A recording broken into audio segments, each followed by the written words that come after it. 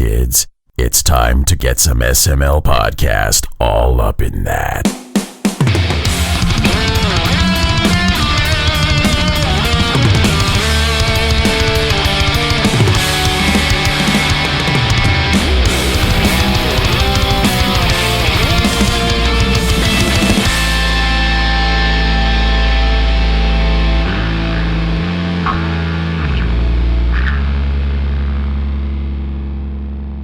What's up, everybody? This is the SML podcast. I'm your host, Joe. Joining as usual, Cole. How are you doing? I have survived another... How many days has it been since we did this? 2? It's been 2. 2. It's only been 2 days? This is the longest decade ever. I know. We're not going to survive this. Rip. Kristen, pepperonis. It's making me hungry for pizza. I haven't had dinner yet. We had pizza for dinner. Get fucked. Oh, well, thanks. I'd offer you some, but we ate it all because I'm fat. Well, thanks. I guess the only thing that could cheer me up right now is a guest, huh? Yes. Guests are good. That's good. Let the guest carry your emotional baggage for a show. I'm out. Oh, yeah. I hope you brought a backpack. Look, I brought everything required to take care of what needs to be done. So don't worry. Dr. Pepper and cream soda? Oh, yeah. We've got the cream. It's just no worries. We've got it covered. Nice. Well, hey, everyone. Joining us from Digerati is Trey Armer. How are you doing today? Doing great. How are y'all? You are our 4th member of Digerati on the show. Really? Yeah. Who else How do you feel about that? Because I want to talk shit about all of them. We've had Mike, or no, we haven't had Mike. We had George, Matt, and Nick on the show. Oh, you've had now Nick? You. Yeah. Oh, yay. Yeah, Nick was on way back a couple years ago when we first started doing interviews, and Digerati was still a younger startup group, and now it's crazy what Digerati is kind of blown up into. Yeah, look at us now. Yeah, no, they're all great guys. I love all of them. I've just started about a month and a half ago, and every single guy in there has just been nothing but helpful and made my days easier, comforting, Because we brought you here to spill the tea, though. This is interview tonight. Oh, man, it's maybe if I'm on again, that's when we'll get into like the deeper I'll really cut it. So, but right now I got to save face a little bit. Oh, okay. I have to talk to them all the time, and they kind of have to like me right now. You. So that sounds horrible. Yeah, except for Nick. Fuck Nick. There we go. Are you supposed to say that about your boss? Oh, man. That's what's great about Nick, is I can say whatever I want about him. And he probably honestly found that, great. Super funny. Or not. He's probably blowing my shit up right now. Well, just don't bother showing up tomorrow. You're good to go. See ya. Nice. If he doesn't, the good news is unemployment benefits are pretty good right now. Actually. Well, it depends on your state, really. Oh, yeah. Depends on how well they have their shit together. That's true. Luckily for me, I've never had to go through that, so I wouldn't know. But hopefully not. Yeah, it's a crazy time. I figure this is a good question to ask. This is, I think, one of the first interviews we've had since this whole pandemic thing has been going down. How has the pandemic affected Digerati and the game release schedule and the behind-the-scenes aspect of Digerati? What kind of upheaval has everything been thrown into? Really, it's, if anything, I think it's sped things up. Since I kind of started right in the middle of it, right when all of this started, it's really all that I know. So I don't really have anything to go on beforehand, before all of this, but from, what guys are telling me and everything I'm hearing, it's, we're churning a lot of stuff out because everyone's at home, Yeah. Everyone, what are we doing? We're playing games, we're absorbing content. But and then it's also on the production side of things, a lot of people are having to work from home now, which is slowing things down. We're having to push a few dates back, but nothing too crazy. But yeah, I would say if anything, it's made us a lot busier. I would also assume having game releases right as it's going on helps keep you guys busy as well, since Snakeybus just came out. Definitely, old Snakeybus. Yeah, that is the big reason you're here to talk to us. So for the people who don't know what Snakeybus is, give us the sales pitch. Okay, so Snakeybus is your classic Snake on that brick of a phone Nokia that you had in 6th grade, your first ever cell phone, and then Crazy Taxi, the classic game back. What was it? Was it on PlayStation 2? And I played it on like arcade cabinets way back when. And so you put those two together and you get Snakeybus. So the whole goal of it is there's a ton of different maps, obstacles, but you pick up these passengers, you drop them off at certain locations, your bus gets longer. Longer your bus, more you can pick up, drop them off. But you've got to kind of remember where you're going and where you've been, because it doesn't matter if you run into your bus, but you have to keep moving. So if you get caught up in your trail, blocked off at an obstacle, game over, done. Throw the controller through the screen, say terrible things, start over. Because you are going to start over. That's what's great about Snakeybus is it could be, you've tried to fucking beat this score like for 2 hours. And an hour ago, you're like, one more time, I'm going to get it. I'm going to beat Joe Cam Net on Seattle. I swear to God, I'm going to do it. And you just keep not doing it, but you keep trying. It's a polarizing game, man. I love it. But you did beat me on Seattle. A bunch of people beat me on Seattle. I have a picture before the game went live where I was first place on Seattle by like over 100 lengths of bus. And that's long gone. I was just destroyed. See, I was, when I streamed it before we had even met, I was playing on Seattle and I was calling out Joe Cam Net. Like, who the fuck is Joe Cam Net? And why does he have the high score? I'm going to beat him. Fuck Joe. Which is awesome. And now that you know me, that's even more accurate. Fuck Joe. Yeah, still, fuck you, Joe. But, so I was super proud when I beat it. And I was like, hell yeah, I got like a fucking 490 or some shit. And now I see like fucking scores are in the 720s. And I was like, really? Oh, yeah. Oh, my That's what Lord. I was like, either I'm really good at this game or it's going to launch and I'm going to realize that I'm fairly mediocre. And that's what they've shown me. But I'm trying to make it a goal to play more and beat that 720. It hasn't happened yet, but you will hear about it when it does. Damn. I top that thing. I can't believe some of the scores people have gotten in that game. Oh, it's insane.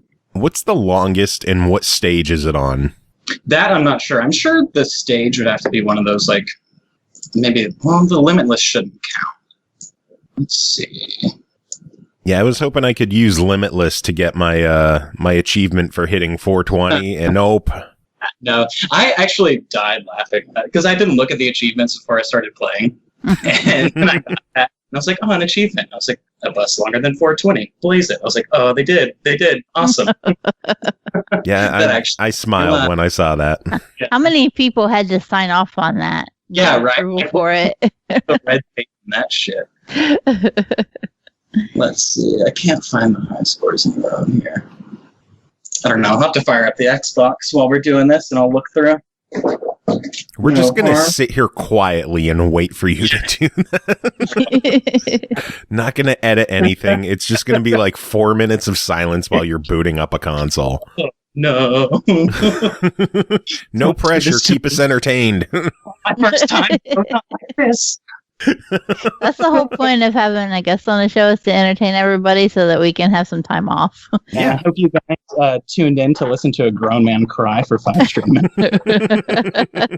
Because that's what's going to fucking happen. You asked for this. We delight in others' misery here. That's why we keep going. Yeah, I should point out the story of how you and I first started talking. There was a thread on Reddit that posted something about Snakeybus, and I was like, hey, this is a really cool game. People should check this out. And then you saw my name and commented on the fact that I was the Joe Cam Net from Seattle, and you cursed my name on Reddit. And then we started trading private messages back and forth, and you're like, oh, hey, I work with Digerati. I'm like, oh, really? Who are you? And how don't you recognize me, since I know everyone from Digerati? And then I found out you're the new guy. So now we figured we had to get the new guy on the show. Yeah. and I'm so excited to be here. Like, whenever I actually found you, it was one of those, like, what are the fucking chances that I found this guy? I thought I could never find Joe Camnet. Fuck Joe. Again, that's the motto of this show. That's what the title of the episode should be, is Fuck Joe. That's basically been my motto since I joined the show. It's a perfect fit, you know? Yeah, I'm writing that down. I found you. Oh my God. And then it turns out that you know guys from Digerati, and you have this podcast, and now we're here. Like, it's crazy. It's small world. What is the gif of, is it Paul Rudd eating hot wings on Hot Ones? Where it's like, we started it and now we're here. That's what you say, and that just reminded me of. It still makes me sad when you say GIF. It's a GIF, and I will fight you. Choosy moms choose GIF, Joe. Yeah, peanut butter. Our producer, Jacobson, he says GIF, and I've kind of adopted to saying it because I want Jacobson to think I'm cool. So he says GIF, and I don't know, he's like super smart dude. I learn a lot from him. So I'm like, if he's calling it GIF, I should probably get my shit together and start calling it GIF too, you know? So that's what the person still hurts me a little bit to say it, but I'm kind of getting on that train now. You disappoint me. No pun intended. You both make me sad. Did you tell your coworkers that you were doing this podcast, and then they were like, "Yeah, that's basically just the initiation to being able to work here." It's like pretty much. This is like new employee hazing. You have to go on the podcast, and it's this one. They just shoved me over to you guys from like, fuck him up.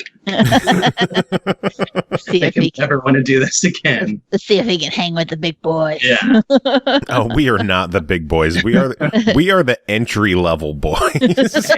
A girl can dream, okay? A girl can dream. Yeah, we are far from the big leagues. One of these years we'll be big league. Okay, well, let's no, we're not.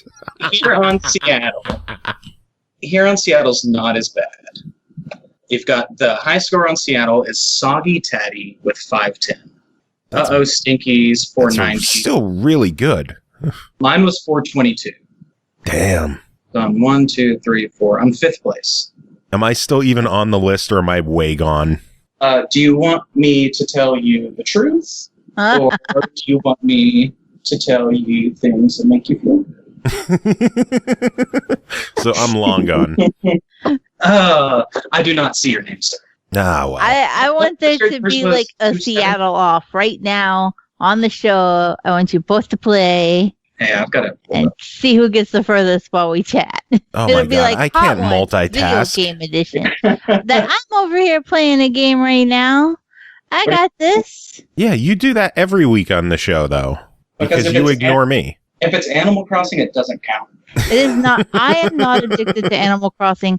However, I did just buy the game yesterday, 2 days ago, I think it was, for my kids. And like, they literally break their necks to get their homework done so that they can spend the rest of the day playing Animal Crossing. Hey, at least they're doing it the right way. Yeah.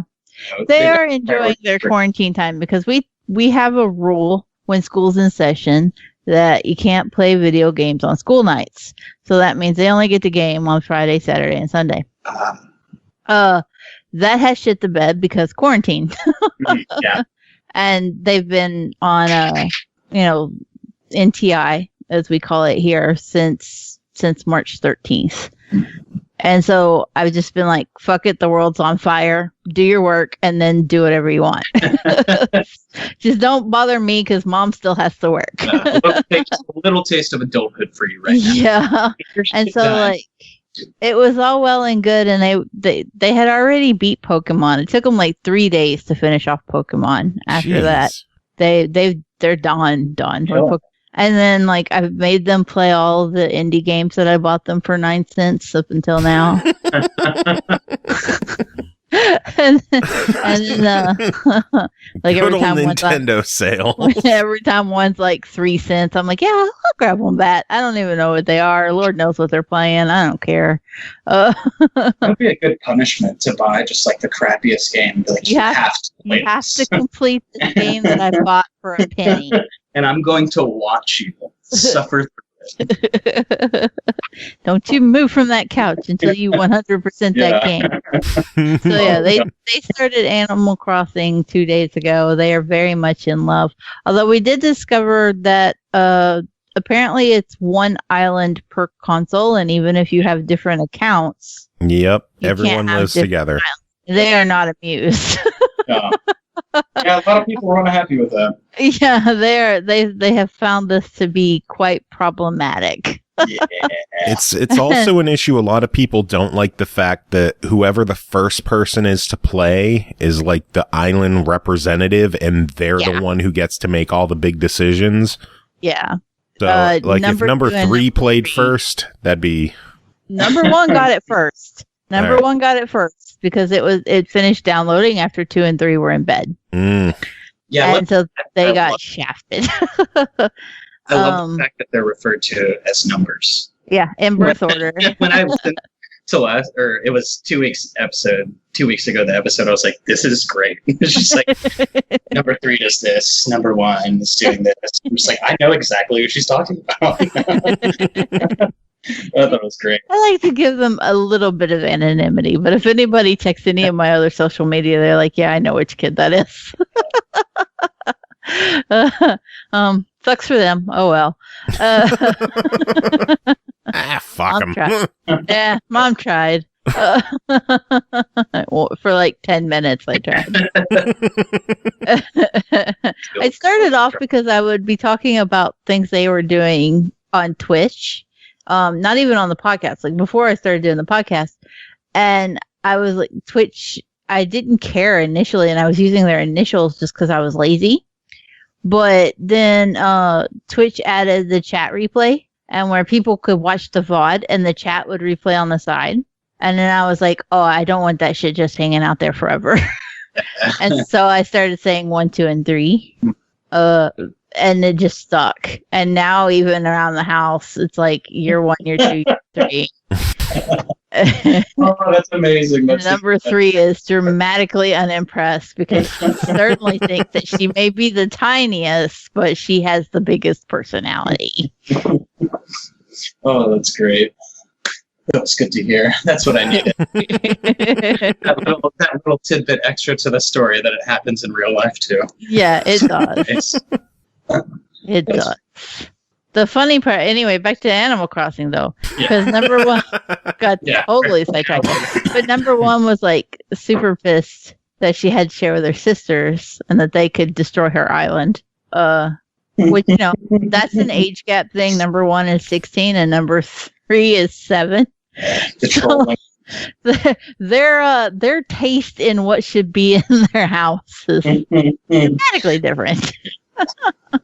And it's problematic. So like number 1 was actually sitting here because she goes through Upward Bound, and they get a stipend for like taking online classes and things like that.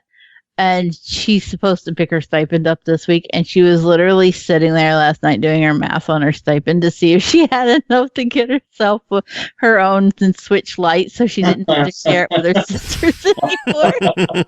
Opportunity. She's like, man, I need to go see if there's any webinars I can do real quick. All for the love of Animal Crossing. Yeah, she's like, I'm addicted. This sharing is not gonna fly. It really is fun. This is my first Animal Crossing game ever.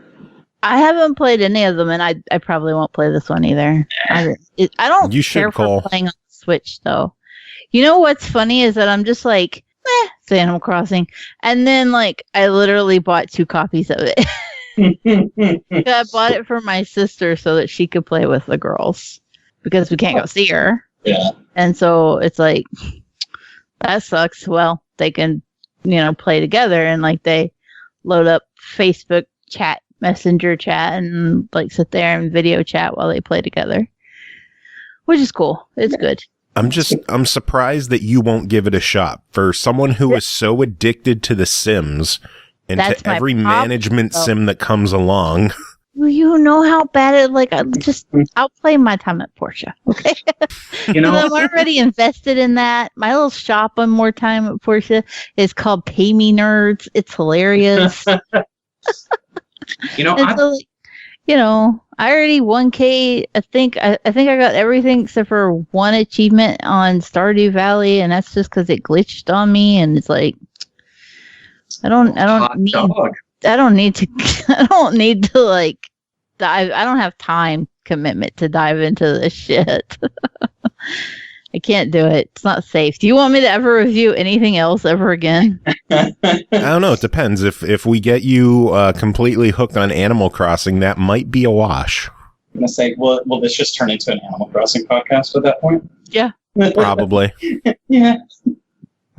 So, Animal Crossing. You're here to talk about Animal Crossing. here at Animal Crossing. Can I name a store Pay Me Nerds in Animal Crossing? No. Oh, then fuck it. I don't want to play that shit. I'll play my time at Porsche. Every time I go to my little house in my time at Porsche, it says hashtag Pay Me Nerds over the door, and I love it. Oh, God. We'll show them. Cole, you're ignoring Mr. Sinister. Am I? Oh, yeah. Someone's not looking at missed chat. a lot. I didn't. I've got multiple monitors going at the moment, and I'm playing a game. I'm a little distracted Because she's too busy playing Animal Crossing right now. I'm not playing Animal Crossing. Do you want to know what I'm playing? Sure, what are you playing? I am playing Sunless Sea. Hey! Yeah. Oh. Because addicted. Oh, really? Are you? Yeah. Okay, I need to talk to you about that game then. Maybe so you can help me out a little bit. Oh, God. I don't know that I can. Maybe Dude. not now, but throughout next week. I have quite a penchant for picking fights I got no business being in. That's yes, good. Good. Yeah, that game is it's got a huge following actually, and I want to get into it just because if there's that big of a cult following to it, it's got to be great, And I think I could definitely see myself dropping a good amount of hours into it, honestly, because that is I love roguelites. So You're gonna drop a whole lot of time in it just reading. yeah, I hope you like to read. I do. So that's a plus as well. And then picking fights that you shouldn't be in. That's the other half. That's what video games are for. Pretty much. Yeah. You either feel like the ultimate badass or you sit there and cry because you hurt yourself. Yeah, I have not played Sunless Sea yet. I know, Trey, you and I were talking. It's like, are we going to focus on Sunless Sea at all? And you're like, nah, I haven't put much time into it myself. We'll worry about that another time. We'll just focus on Snakeybus, and Cole's like, Sunless Sea, motherfuckers. Yeah. I was like, hey, Y'all were going on about Snakeybus, and I was like, yeah, it was all well and good, but have you seen this game? totally left pull out of that. Cole's like, yeah, y'all can talk about Snakeybus. I'm gonna bust in with Sunless Sea and fuck y'all shit. Oh. Y'all carry on that conversation over here. I got pirates to pick a fight with. Oh boy. We got to watch what we say about Sunless Sea. That one's still under embargo for a couple days. Is it? But there's pirates. You can probably see that in the trailer, so I can probably say that. Yeah, you're fine. You good. We posted an announcement for it, and I've got new stuff out on the Switch for it and everything, so the trailer's out. Put. Yeah, So Cole, you just can't say whether you like the game or not. So. Yeah. I can't see. Okay, Yeah, you can't have. fine. But I can say that I picked a fight with pirates. You Yeah, you did. could say that. Okay, then carry on. Snakeybus. Animal Crossing. Snakeybus does not have pirates. Fucking accent fell out. Pirates. Pirates. Pirates. The redneckery. Pirates are birds. Whoa. When I'm tired, I can't help it. It just falls out. Throw a little twang in there. And it just does what is it? Oh, I can't say that. Had a moment. Oh no! Hey, watch it over there, all right? Oh. Are you about to die, Cole? Oh, I have made a great mistake. Oh no! All right. Well, I'm a little more convinced that she's not playing Animal Crossing, but I'm not all the way there yet. I haven't been fully won over. Not by that one. Yeah, we'll get Cole. We'll get you hooked on Animal Crossing. It's gonna happen eventually. Yeah, okay. I think if you start playing it, you'll get hooked on it. What was that game? Castaway Island that we covered on Xbox? That one, I think that was the one that I was disappointed in because I thought it was going to be really awesome and it was just a whole lot of running because there was stuff stupid far away from each other. Castaway Island. Oh, it brought up Kalito Island in Fiji. Awesome. Is that the one? Not what I was The right looking one? for. That's not the one I'm thinking of. Castaway Island I liked, I think. There was another one I did, and I was like stupid excited for it because it was a poor man's Animal Crossing. And I was like, yay! And then I was like, oh, this did not work. Wait, is the island Castaway? So it had an S in it. Castaway Paradise. Ah. Castaway There we go. Paradise was the good one, though, wasn't it? Let me see. I loved Castaway I have to Paradise. Google it. And I think Paradise. Castaway Paradise is as close to Animal Crossing as you would get. Castaway Paradise was good. I don't know why I played that one so much. I totally got sucked into it. See, and that's why you should try Animal Crossing. There was another Come one, on. though. It was something sales. Fuck. We played too many games. Something sales. Ah, fuck. All right. Put it in. Let's see. Far Google it. loan sales, Yeah. stranded sales. Stranded sales. I had big hopes for that one, and it was not. It was not for me. I don't like anything that I don't know why I typed sales into Google, and it gave me a Machine Gun Kelly song. But that's not what I was looking for. Interesting. Figure this out, Google. Pay attention. I know you're listening to the microphone. Shout out Machine Gun help me Kelly. out a little more. Stranded sales. I typed the wrong sales. That might have something to do with it. But yeah, stranded sales was the one where it was like, no, yes,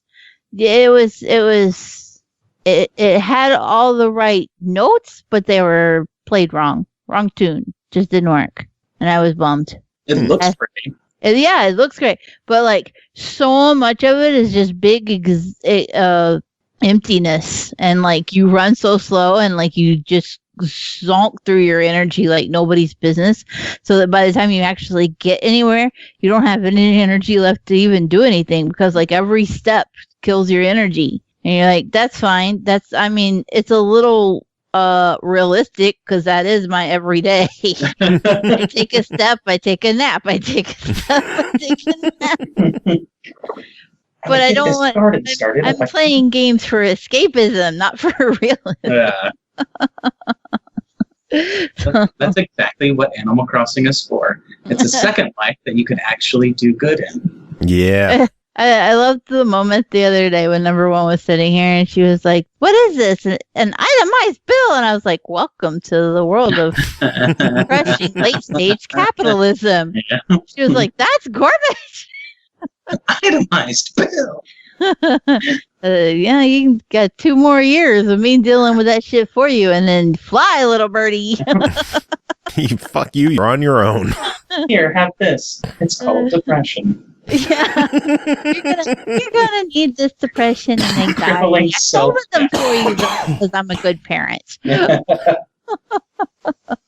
Oh, my Lord. And Parent of the Year awards, they don't earn themselves. Yeah, Yeah, right, they're $10,000 a piece. they're on my itemized bill. I can prove it. Yeah.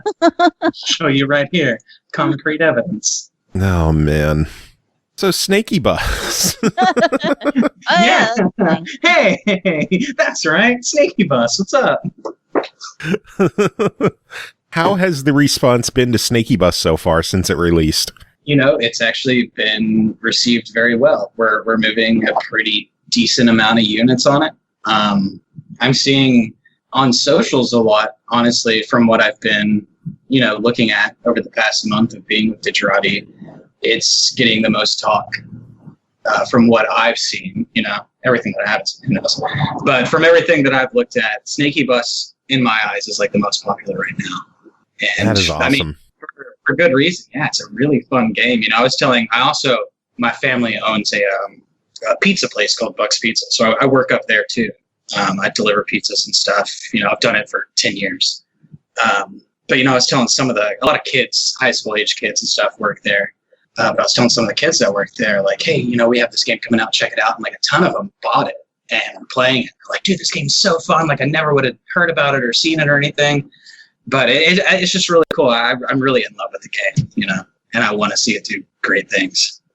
Yeah, I'm having a lot of fun with it. I'm curious to know if there's any plans for DLC for the game. That I am not sure of. But Are you not sure, or are you not allowed to tell us? that I'm not sure of. So that's what's the best thing about it is I could just be saying that and you're like, ooh, it is on the way. Or I could be saying that just being honest and I really So I'll leave it up to your imagination. Ooh. Classic Trey. I just want more of the game. It's not enough for me. Yeah, no, DLC is something that I would definitely be on board for, especially you could imagine just the wacky shit you could get into with just different trucks or buses, I guess you could call them. And just all I kept calling them trains, so it doesn't matter what the hell you call them. I call them trains. They need they need a fucking train bus. Mm-hmm. Sneaky train. There's your sequel. You're welcome. What's your favorite bus? Because I'm double-decker Trey. I find myself just keep going back to the original one just because I've used it the most and I've gotten so used to handling. Like I tried using the cluster truck and just how differently it controls kept throwing me off. What is that map name? It's the one where it's fucking grass, but it's like a huge cylinder basically. So it like gives me it's kind of makes me dizzy to play it because you're just going around and around. But that was the first map that I played Cluster Truck on, and it fucked me up forever. Like I don't want to play Cluster Truck ever again because I'm just like, nah. Let's see what was that map. Darius the Snow says, "What about something for a construction vehicle?" Ooh, like a dump truck. Oh, that'd be fun. Just a bunch of dump trucks, cement mixers. Those trucks that suck the shit out of porta potties. Just have a shit spew. Where would the people go? Would they go like in the shit tank? I mean, they might as well. Or could that be part of the DLC? Whereas if you play with the shit sucking truck, the people are turned into huge piles of shit. And you just go around sucking shit off the streets of Seattle. It's more of a public service game at that point. You're just doing good. It's a learning game. Yeah. Like, if we don't get our shit together now, this is what the world is going to look like. Shit everywhere. Oh, our future is so screwed. Yeah. I just choose not to think about it.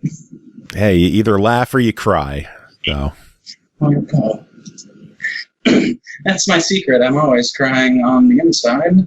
I just got really good at being happy on the outside. All right, that was my time. You're welcome for doing your show. Oh, no, you can't leave yet. We actually have something important we got to take care of. All this Snakeybus talk, you find folks at Digerati were awesome enough to hook us up with 3 copies of Snakeybus to give away. And we had ourselves a little contest on Twitter. We asked everyone out there to send us an email and tell us why you want the game. And we have 10 emails to go through, 3 codes to give away. So I figure 1 code for each of us. For sure. Gotta break out Notepad so that I can keep notes on who we're giving shit to. We got 10 entries we got to go through. Let us start off. The first one is from Amar Farid, who says, "Hey, I would like to win one of the codes that you're giving away. I saw the trailer for the console and immediately fell in love. The gameplay looks fun and the visuals are great. I have a 6-year-old who will definitely enjoy the game as well. Would appreciate if I got the code. Many thanks. So More, bring the kid into it, playing hard right off the rip. You hit me with that. God. All right. Starting off strong with having a kid and loves the trailer. So Shout out to more. Being in lockdown with a kid, you need all the games you can get. I'm sure we'll get there. I'm sure of it. Next email is from Martin Dippendal, who says, okay, since the coronavirus has taken control of our daily things to do and we were all just sitting at home, there are a lot of things I'm missing that I can't do right now. One of them is driving the bus. Who would miss that? Going by bus is the best thing there is. It's not. I really love it. I don't. So since I have more free time and not spending it in my favorite transport means, it's not my favorite. Snakeybus is like the next best thing. All bullshit aside, it looks like a fun game to keep me busy for a bit. Love the giveaways and the podcast. Keep it up. Oh, they stroked our ego. Nice, Martin. Hates the bus. Good move there. So You got to put in side note that they stroked our ego. I wonder. Nobody actually loves the podcast, but they say it because they want free stuff. Okay, so Did he say he just rides the bus, or does he actually drive the bus? possibly drive. both. Oh shit! So we know now that Martin is not a pigeon because you can't let the pigeon drive the bus. Yeah, he's definitely not a pigeon. Maybe he is the bus. Maybe. Yes. Damn it, Martin. Now, next email is from Spanky Spronkle, who says, hey all, I would appreciate a copy of Snakeybus on Xbox One if possible. My son is 5 and currently getting into console gaming while home from school, his reward between school assignments. This looks like a fun and casual game that he would enjoy playing with me. I appreciate the consideration that you are giving games out to the community during this difficult time. Be well and stay safe. Thanks, Spanky and Spronkle, which is a great nickname, by the way, Spanky Spronkle. Indeed. I wonder if that's his nickname for his son, Spronkle. Spanky and Spronkle. It's a good Spronkle's a good kid name. Spanky wants to play with his son. Let's see. Next is from Scott Sandover, who says, hey all, me and my partner would absolutely love to win this game to play. We enjoy playing games together and she was looking at this on the store when it released, but money is very tight currently due to the coronavirus pandemic. We agreed that we will have to wait for the game to go on sale and purchase when things are back to normal. My partner works on the front lines for the NHS and is flat out currently. It would be such an amazing surprise to be able to have this game loaded up, ready to play for her when she gets gone home. I'm assuming gets home after a long day. Thank you guys for the opportunity with this giveaway. I appreciate you taking the time to read my email. Have a great day. Keep creating awesome games. Kind regards, Scott. Thank you, Scott. What a nice bean. Wants to play with partner who is on the front lines. So thank you to your partner for doing what she does. My wife is a nurse as well on the front line, so I know the struggle. I know how difficult it is. And thank you for what she does. Next email is from Kelly Kane, who says, hi, I want Snakeybus. After riding multiple public buses to school every day for 8 years, I deserve a little fun with the bus. I've witnessed multiple fights, including a stabbing. My first bus in the morning would have us jammed so tight I'd be on the bottom step with my book bag pressed against the door. That doesn't sound safe. Yeah, I need to get in contact with OSHA. I would have bus driving PTSD from that and not want to play. But Yeah. okay. Maybe this is how maybe she has to face her fear Possibly. and actually control the thing that hurt her so deep. Okay.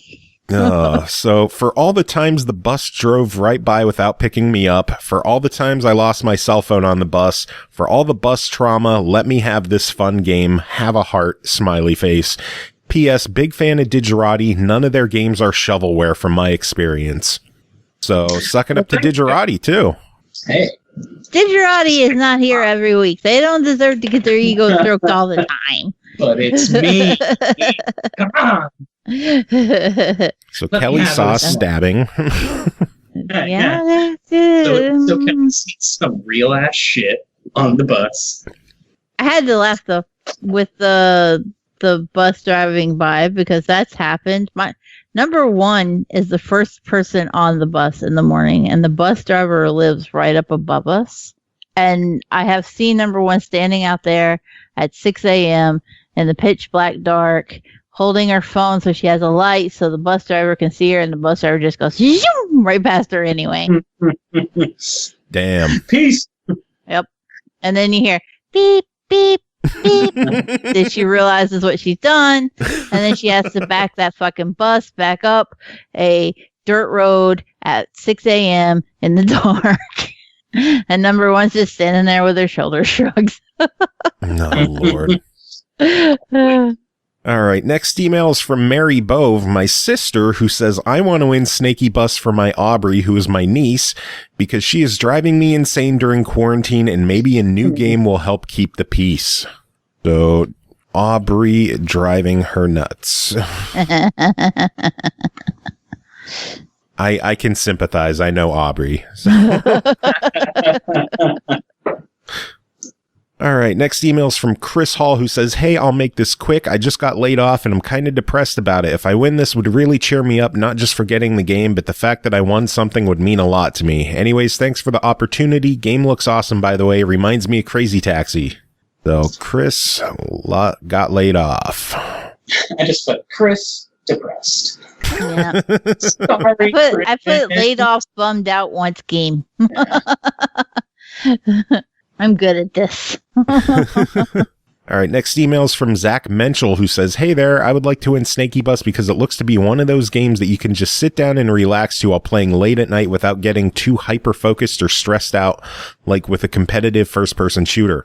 Also, a very unique-looking experience and seems to be providing those whom have been streaming it with a good amount of laughs and enjoyment. Additionally, because I enjoy going for Xbox achievements, I tend to have very little limit on what I'm willing to play, and this seems like it will provide a lot of amusement while going for the full 1,000 gamer score, and I can't complain in that regard. Thanks for the chance and have a good one. So, nice, Zach. Who is that? Zach Menschel. Game looks good. Wants achievements. After my heart. Yeah, pretty much. So none of these people have said plethora. I don't think any of them should get it. Well, there's still 2 more, so we might get a plethora in there. I hope so. If nothing else, we did get a plethora of emails for this contest. I'll concede. Such a good word. Horribly underused. Okay, who's next? Next email is from Eric Trill, who says, the reason I want to win a copy of Snakeybus is because it looks like the crazy love child of Snake and Crazy Taxi. That in itself has me sold on the game. Snake is already a classic game, and Crazy Taxi was just pure fun to play. Combining those games together is just pure mayhem, but in a good way. I can't wait to fly that ever-growing bus through the air and crash into buildings, because even if that's not the point of the game, which it should be, that's how I would play it. Also, the Snakeybus has seatbelts and padded walls for its passengers, right? Right? Thinking about that, this game might be deadlier than Doom. Thanks for the chance. Keep up the great work with the podcasts, Eric. Wants to drive into buildings. Self-destructive tendencies. This is nice. I kind of feel like I'm a psychiatrist. All right. Final email is from BX Latino Heat, who says, good evening to the SML podcast. Living in New York City all my life, the city that never sleeps, brings a common sight in New York where public transportation is 24 hours, brings me to my point. I've always been fascinated with buses. I've always wanted to work for the city as a bus driver, even having a license to drive one while going to school and applying for different jobs. Seeing the double buses pass daily, picking up passengers is always a constant reminder that I could have had that duty, but of course I wound up working somewhere else. But I must say, it doesn't take away my love for driving. The game Snakeybus is an awesome display of the responsibility of representing and being an actual bus driver, at the same time picking your passengers in such a hilarious way. Brings me to want to play this game. That way I can experience being the bus driver I never became.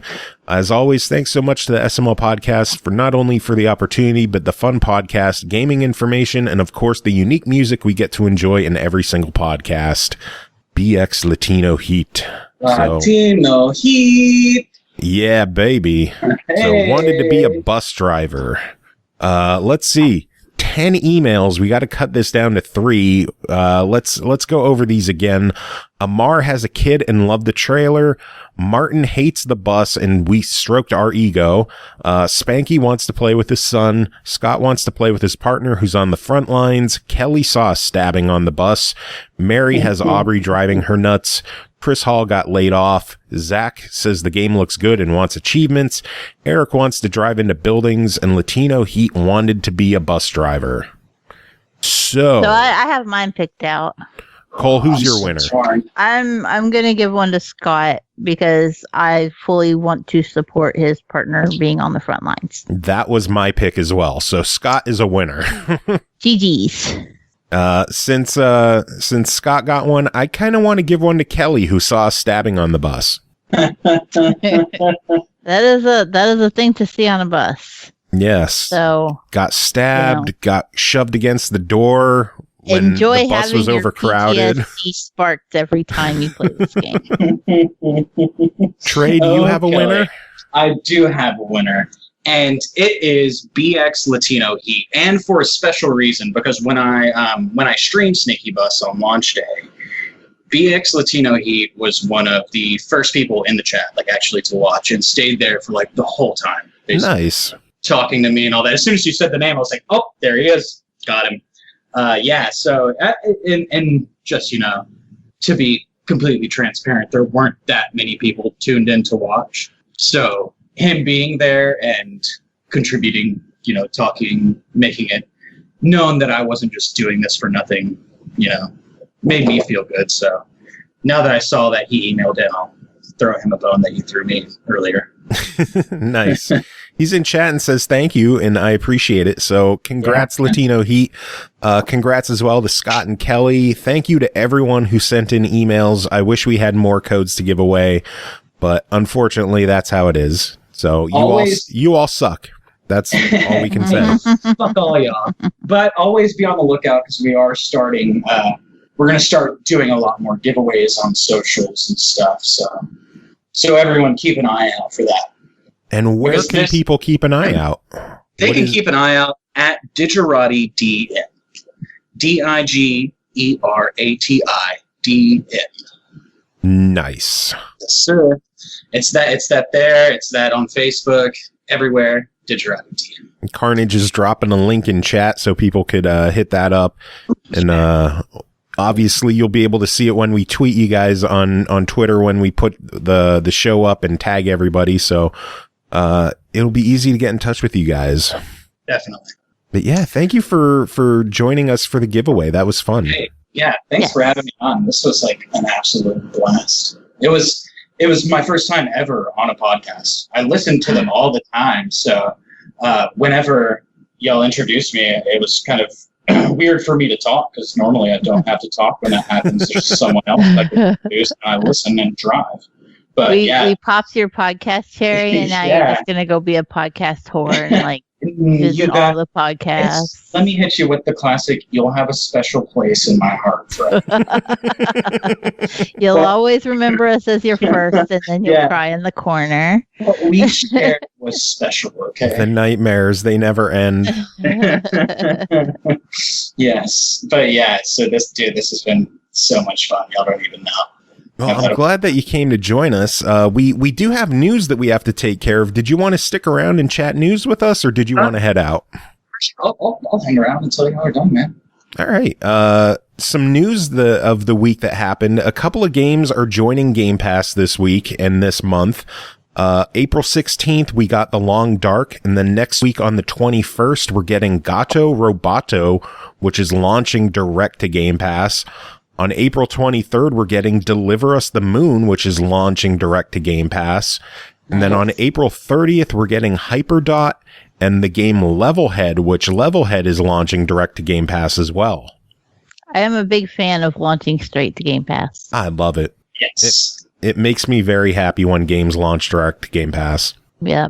I think it helps drum up hype for games that might otherwise just kind of slide under the radar. I actually just got, I grew up playing Xbox, but I've been PC for the past probably 5 years, but I just got a commercial Xbox, for the first time, and I got Game Pass, and holy shit, is it awesome. Yeah, we are big fans of Game Pass on the show. Yeah, oh man.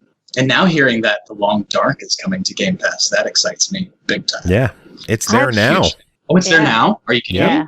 April 16th, and it is now the 16th. Yeah, it's out now. Oh, yeah, I gotta go now. I had to check what day it was. I bought The Long Dark a long time ago when it was on sale, and then never had time to play it. And I'm like, could have just waited. It came to Game Pass. That's okay. That is the story of my life. I buy a game, I never get to play it, and then it goes on Game Pass 3 years later, and I'm like, wait, but I already own it. Just sitting there in backlog hell, and I'll never get to touch it because reviews. That's why I'm excited about Gato Roboto, Deliver Us the Moon, and Levelhead. They're brand new games. We don't own them yet. I don't get to bitch that it's just been sitting in my backlog. It gets to launch into Game Pass instead into that backlog now. Yeah, into the backlog they go. It is. The gif of the dude like sprinkling the salt. That's basically Xbox sprinkling new games into my backlog every day. There you go. Yeah, you need a little more managers over here and some more simulators over there, and I don't have time for this shit.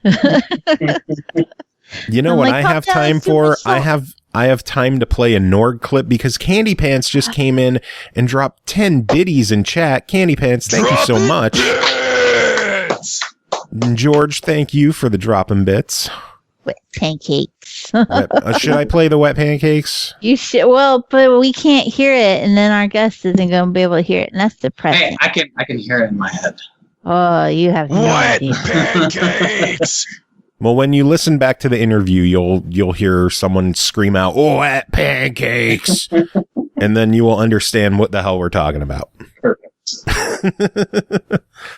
Not all good news for Game Pass, though. There are a bunch of games leaving Game Pass. There are 10 games leaving at the end of the month. Mix of good and some mediocre in there. The Banner Saga 2 is leaving, but not 1 and 3. Weird. I wonder if there's some kind of licensing issue involved, maybe for music. I have no clue. But it's weird that only number 2 is leaving. Maybe they want people to play the first one, and then they'll see the third one's on Game Pass, but not the second, so they'll buy the second one, play it. Ah, fuck. Now I gotta go get this one. Marketing strategy Joe with the hot take. It might be. That honestly sounds like very right, though. That sounds exactly what the fuck they're doing. Bomber Crew is leaving. Braid. Fallout 4 is leaving again. I think that's the third time Fallout 4 is leaving. Yeah, it goes. It comes and goes. Wow, do they really take games off and then put them back? Yeah. And then Usually it's a licensing thing. Like they'll be licensed for so long to Game Pass, and then it runs out and they have to renew it. Yeah. Takes a little while to iron it out before they put it back again. I'm thinking with Bethesda, now that the Wastelanders update is out for Fallout 76, they're removing it from Game Pass so people will focus on Fallout 76 again. Could be. Nobody's going to focus on Fallout 76. Hey, my friend Rez loves it. You have friends with questionable taste in games. I do. And I will stand by that hot take. A dev that's working on a game for us right now, I was on a call with the other day, and he said that the latest update to Fallout 76, he's playing it now, and he says it's great. I personally haven't played it, so I can't say anything for it, but I played part of the beta when it came out, and I didn't get into it. Yeah, my friend Rez doesn't know what the fuck they're doing. Thanks, Dark Mika. You are very very correct on that. Some other games leaving Game Pass are Full Metal Furies, Metal Saga 3, Ruiner, Silence, The Whispered World 2, Smoke and Sacrifice, and Wolfenstein: The New Order. So a lot of games are heading out of Game Pass. Silence is leaving. Yep. Listen to me right now. If you have not played Silence the Whispered World 2, this is your chance. Do not let it pass you by. It is one of my top 10 all-time favorite games. Oh. I love it. I absolutely adore everything about the game. And it gets just missed. People just skate by it. And it breaks my heart because it is so good. So please, if you have not played it yet, don't let it leave Game Pass without at least installing it and giving it a little bit of time. I've got 14 days, 2 weeks. You better get on it. It really is a short game. It only takes a few hours to get through it. Yeah. And so it's one of those that's just fantastic. If you got a late night, nothing else to do, you want a story, you got some tissues, you don't mind if your face leaks a little bit, then sit down and play. It's one of the first games that just made me like put the controller down and go, holy fuck. Damn. Yeah. Damn. Well, now I'm intrigued. Play it quickly Yes, too, that was- because that was- you're on a timer here. Yeah, chop. You got marketing strategy Joe and sales pitch Cole just teaming up. What is going on, guys? Y'all are selling me this shit. If we're gonna go ahead and talk about some of my top favorite games too that are either in Game Pass or stupid cheap, The Town of Light is on sale, and it's like 75% off, and that is also one of my top 10s. And they are two very different games. Silent and Town of Light are two very different. Are you just trying to recommend games that are going to make us cry? Or I can't guarantee that they are not both very emotional. They are both tearjerkers. But oddly enough, Town of Light is a tearjerker wrapped up in a horror game. Yeah. Oh yeah, It's a shocker. This is on sale. Yeah, it's definitely one you want to pick up if you have not. That's fun. I'm saving my money. A whole bunch of NES games just came out on Xbox this week. Remember the Kunio-kun Retro Brawler bundle that came out for PlayStation and Switch, but they didn't bring to Xbox in America? Even though it's on Xbox in Japan, they didn't bring it to America. Instead, they're taking all the NES games from there and releasing them for $5 each. So instead of buying a collection of 18 games for $50, you get to spend $35 to get 7. Yeah. I'm not too pleased. Apparently, the other 11 games, the ones that were the Japanese titles, are available on Game Pass in Japan, but there's no word on an American release for them. Even though, again, they're already on Xbox, and they already translated them for PS4 and Switch, just not for Xbox. That is the way. I don't get it when that happens. So, thanks, Arc System Works. Just boycott them. Fuck it, the game can't be that good anyway. I mean, it's Double Dragon, Super Dodgeball, River City Ransom.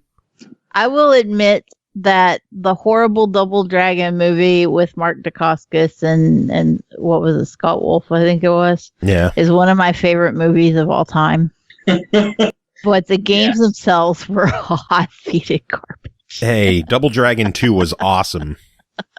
I don't remember it. I have very few. I don't have the nostalgia factor that a lot of you guys seem to have over the older games. I'm like, yeah, I played it, and I don't remember shit about it. What else? The first Double Dragon is kind of rough. The third one sucked, but number 2 was amazing. I love Double Dragon 2. I just remember thinking that the games were bad as a kid, and that was, Cole's hot takes. And I still do. I play a fuck ton of beat 'em ups, so I don't know. Just the movie's great. Here's my jam says, too bad you don't have a PS4 or a Switch. I do. It's just my preference is I want to play on Xbox. Because Joe gives me grief for achievements, but secretly I enjoy the pop. Achievements too. It's not secretly. I love my achievements. It's no secret. Look, that's the most satisfying shit in the world. The bloop when the achievement. Yes, I enjoy the pop. Who doesn't like that? That is honestly so pleasing. It is. It's such a soothing sound when you hear it pop and you see gamer score at the bottom and an achievement. It always throws me off when I'm sitting here at my desk and my TV's on with the Xbox idling and I hear something pop and I look over thinking, oh God, did I get an achievement? And it's just a friend came online and I'm like, Oh, That's disappointing. fuck. I have no friends on Xbox, so I don't have that problem. Well, you know my gamer tag, so feel free to add me. Okay. And then I'll just That's so get he random can keep messages tabs every on you to make Yeah. sure that you're not doing better in a game than him. yeah, that's exactly what it's going to be for. Or I'll just be that instantly when he signs in, he'll be my one friend, so I'll just message him, just, hey. And I'll get to a point where Joe's like, I'm gonna play Xbox because Trey's going to fucking message me.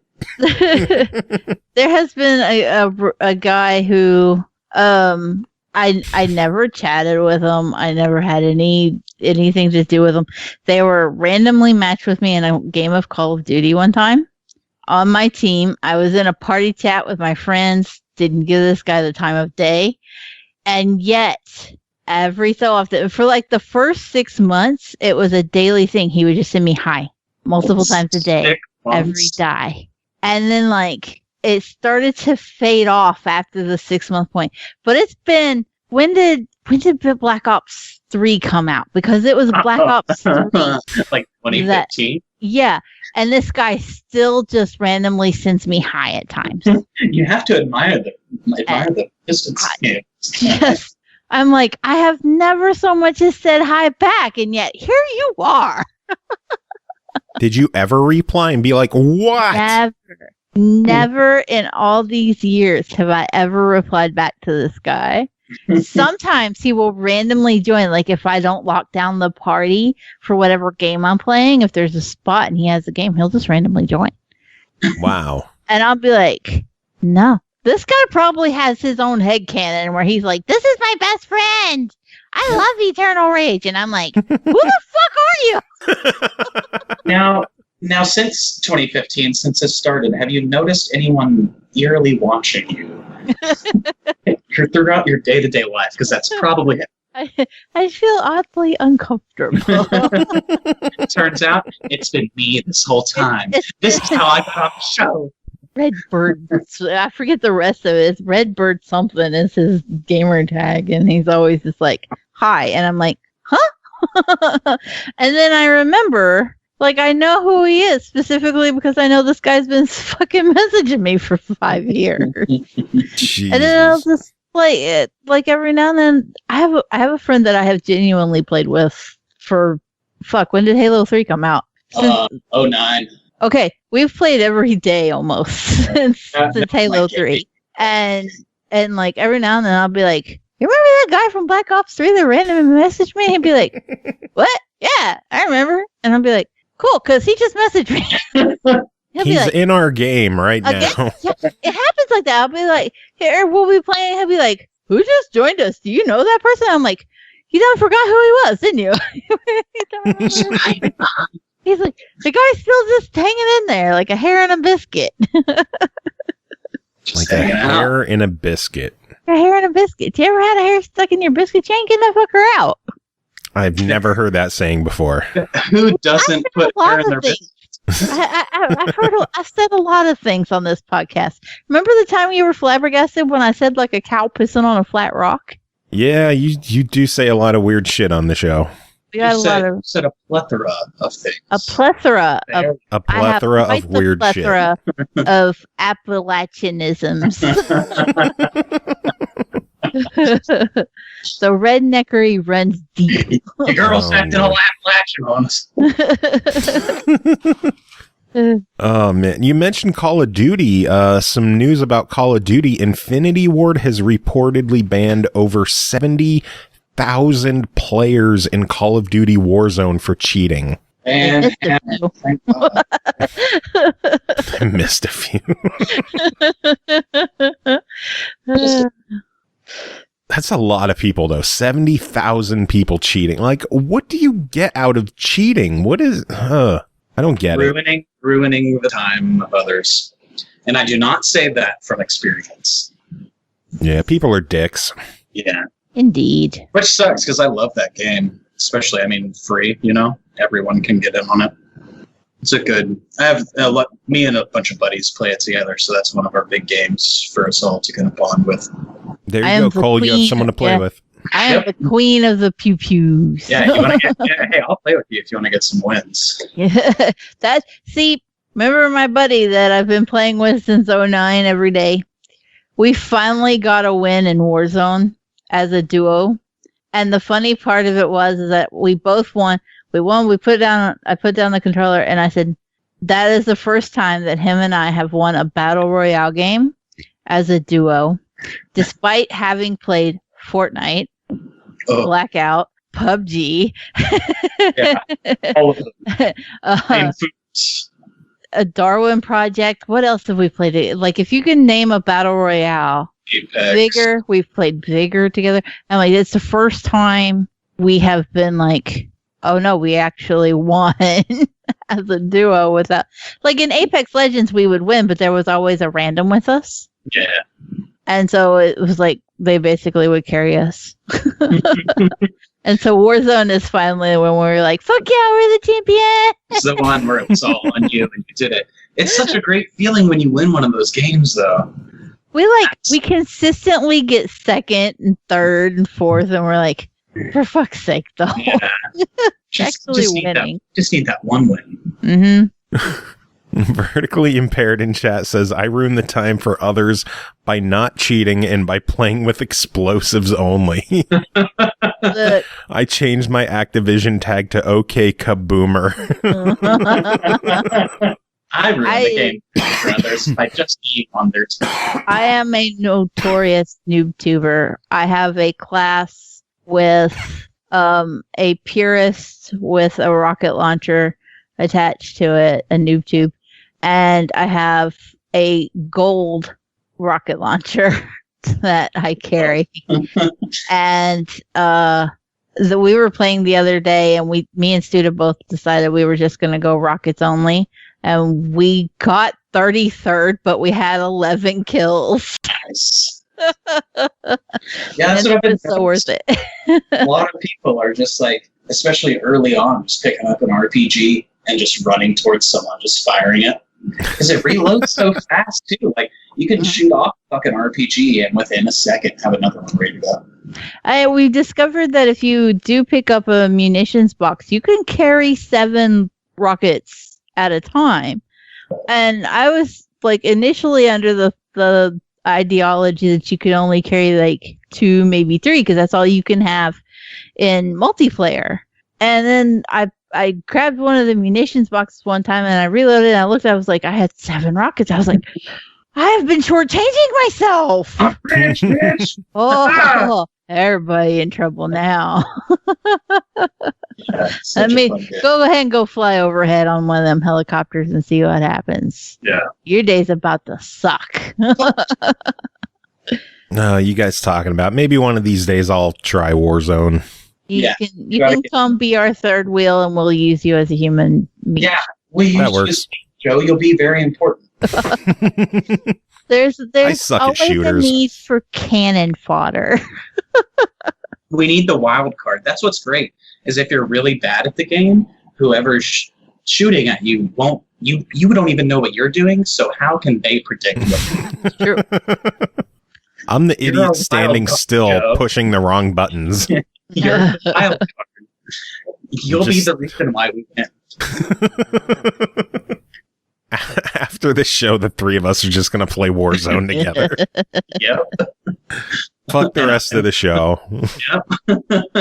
Let's get it going. Man. Let's see, what other news? Gamescom 2020 is officially canceled because of the coronavirus. This fucking coronavirus is getting annoying now. Yeah.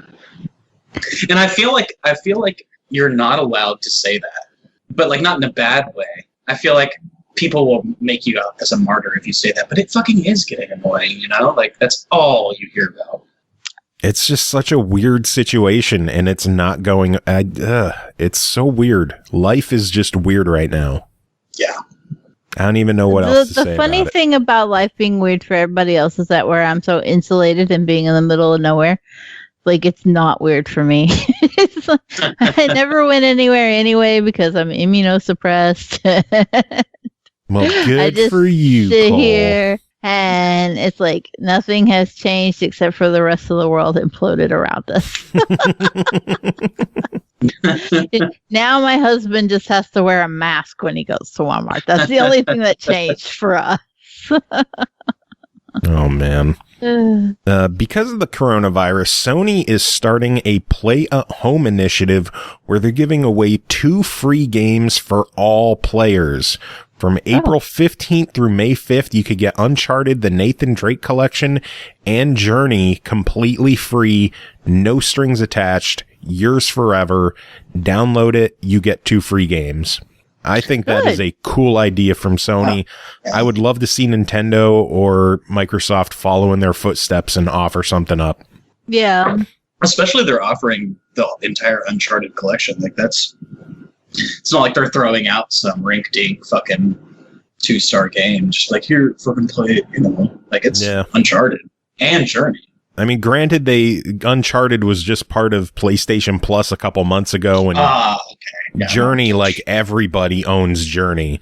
Yeah. So, they're not games that are going to be, I don't want to say not in high demand, because they're good games, and they are in high demand, but I would imagine most people either already played them or have no interest in them. Yeah.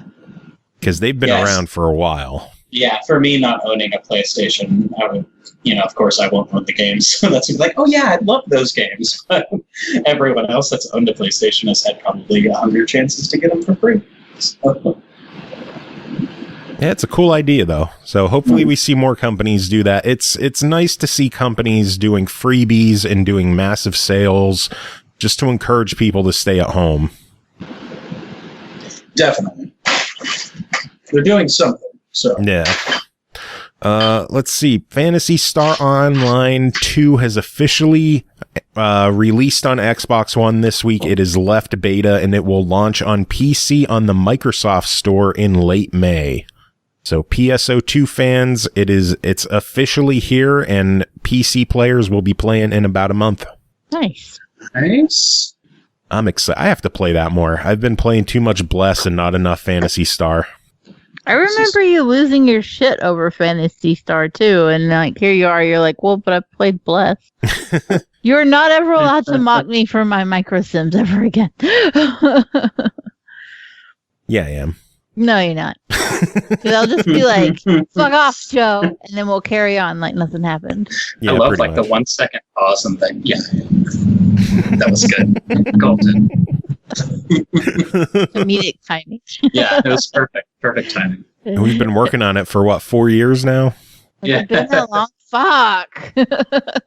Something like that. It's been a while. That's unfortunate. Yeah. My condolences. The latest rumors is that Capcom is working on a remake of Resident Evil 4 planned for 2022. I am beyond excited. I love Resident Evil 4. A lot of people are like, oh, well, you don't have to mess with perfection. It's like, well, it was perfection at the time, but go play it now. It hasn't held up as well as some other games. Like it's still a fantastic game, but visually they could spruce it up more. Control wise, they can make some adjustments to it. I'm excited to see what they do with it, how they rework it, and just how fucking beautiful it's going to be. I can't wait. Yeah, definitely. I think it's going to be great as well. Dark Mika says that she would like them to remake 1 so it looks like 2 and 3. Yeah, that'd be cool too. Yeah. Yeah. I think they're really hitting the nail on the head with these remakes. Like 2 is just so cool. Oh, it's great. I haven't played the 3rd one yet, but the remake has shipped over 2 million units just 5 days after launch, and almost half of that was from digital sales. Oof. So Resident Evil 3 doing pretty well. Yeah, I played 2 and 3. I thought 3 was really good. I didn't play the original Resident Evil games. That was my my time where I was like, girls aren't allowed to play games, you know? And so I missed out on a lot of that shit. Thanks, marketing. Yeah. But I played the remakes for 2 and 3. The only thing about 3 is that there was a lot of recycling assets and stuff from 2. And so there were times where I was like, I've seen this before. Like last year when I did this. I know you.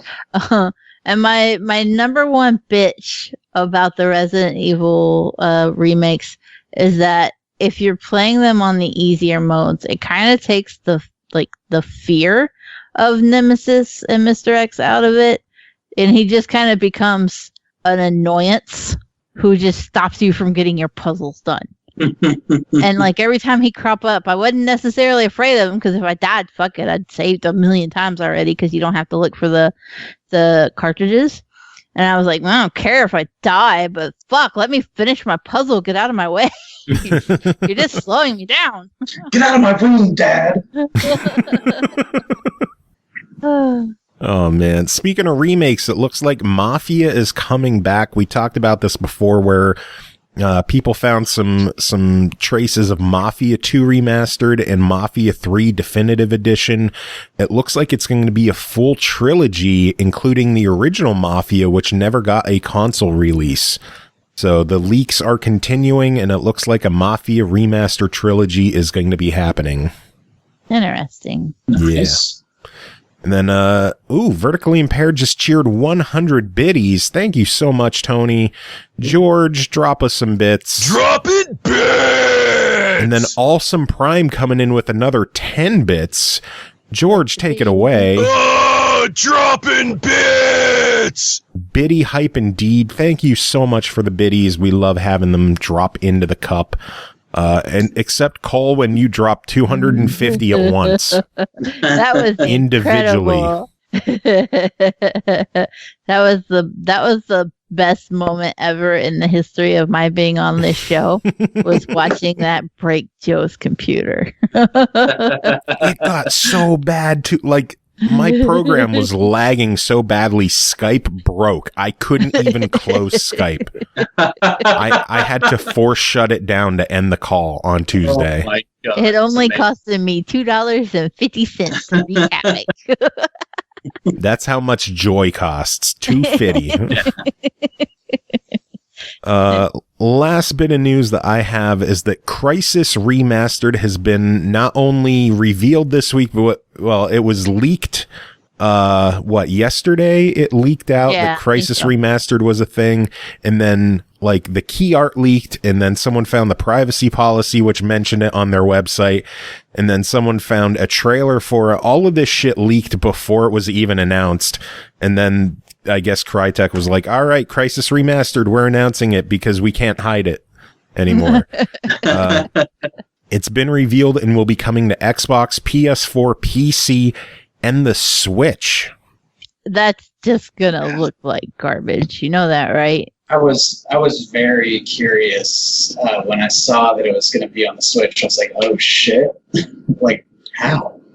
I would like to think that they have finally optimized their shit at least a little, but to think they've optimized it for the Switch is a little bit of a stretch. Yeah. Well, don't forget, the original Crysis had a version on the Xbox 360. And the Switch is about on par with the 360 and the PS3. Mm-hmm. Yeah. That's true. And then supposedly it's going to feature ray tracing on the Switch. What?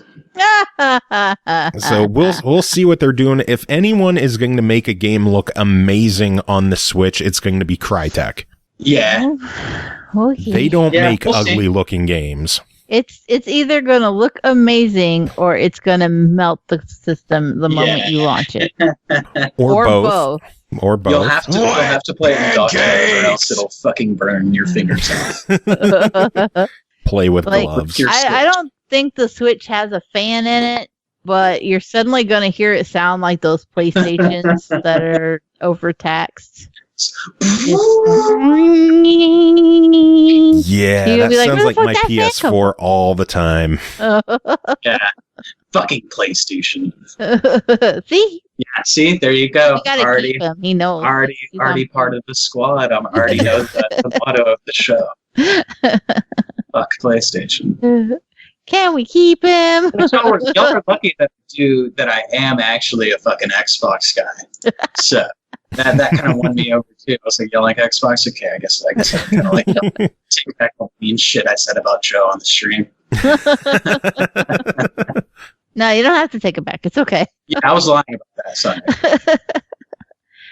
Dark Meek is saying the Switch will not have ray tracing. From the wording that they had on the website, it looks like the Switch is going to have some kind of form of ray tracing in it.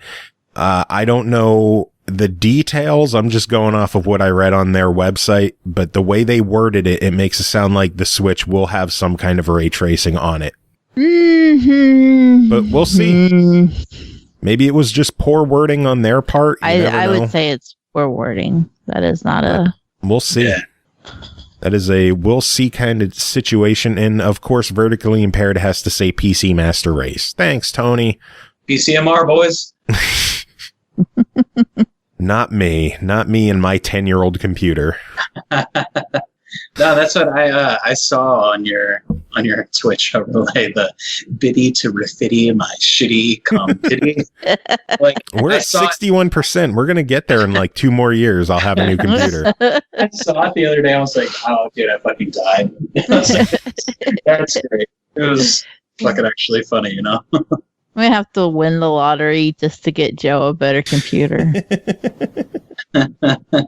We were talking about using our stimulus checks to possibly get a new PC, and then we had a really bad windstorm, and like the gutters were torn off our roof partially. No. And we're going to have to hire a contractor to come fix it. And apparently Ashley was saying that there might be some actual damage to the wood on the roof. Oh. So we That's might have to. Oh, fucking You know, though, that the guy that built my PC, he has a video and a build for a $500 PC, right? Really? I was going to say, Yeah.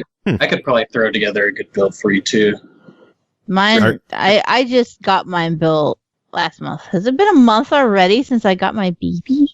Has it been? My PC. Yeah, has been. But yeah, the Roby built mine, and he put up a video recently because people kept like spamming chat all the time when he's building PCs, asking to build a $500 one, and like everybody else in chat was like, "You can't do that. That's so cheap. It's not possible." And Roby's like, I don't think Roby drinks beer, but if he did, he'd say, "Hold my beer." And he built a $500 build and made a video on how to buy all the parts. Now, of course, the parts prices go up and down, but Yeah. It's generally stayed under $600 to build that PC build. I mean, you always start off budget, and then whenever you get more money, you just plug and play, basically. Upgrade, plug it in, and you're good to go. I don't know jack shit about computers, so. Oh, it's like Legos, man. It's like Legos. It's easy. My budget was originally $900. You can get a lot of stuff. That is not what I ended up with. My PC costs like $1,700. Yep, there you go. You got a bad boy. Yeah.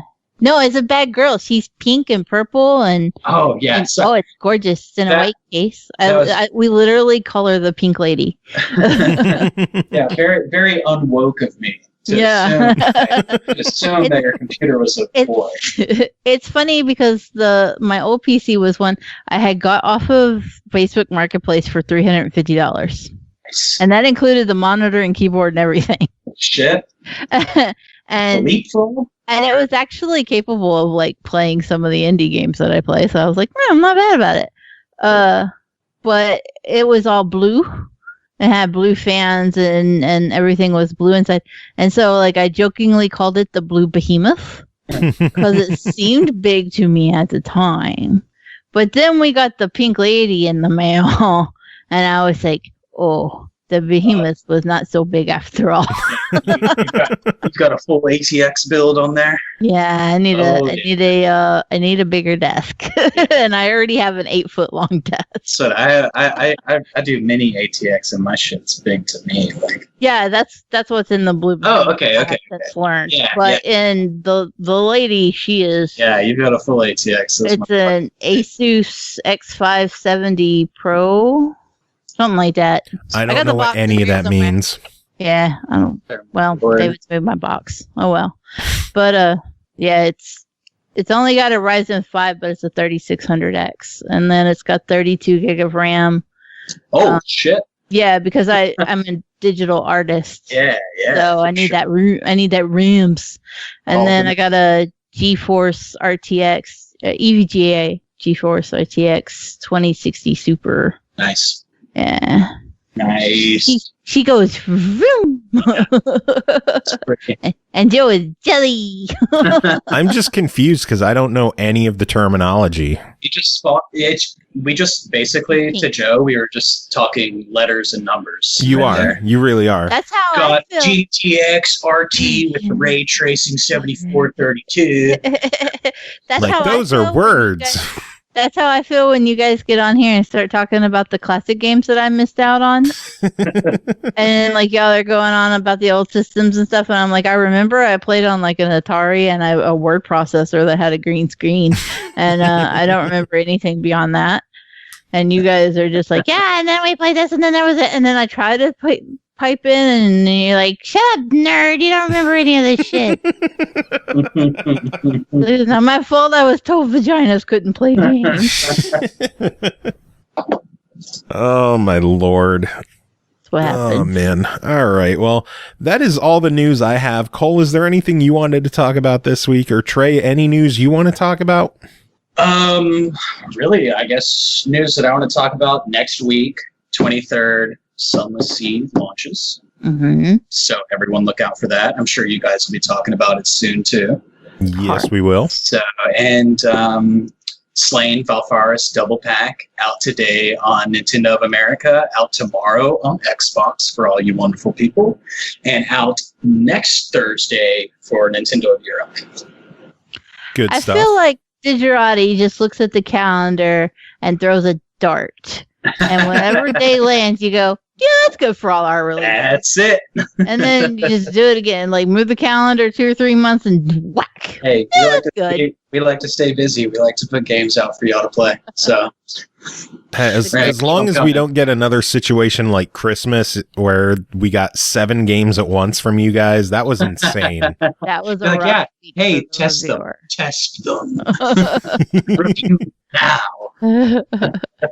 We pretty Yeah, much had sorry an about entire review lineup dedicated specifically to Digerati that week. Mhm. Right? That was a rough week for me because I did every one of them. That's what we like to call in the industry a power move.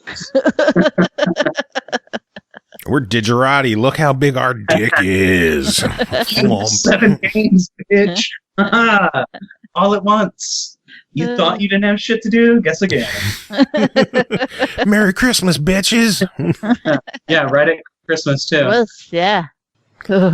Oh, man. Speaking of reviews, we do have reviews to get to. So, Trey, we're going to let you get going. Thank you so much for joining us. It's been an absolute pleasure having you on.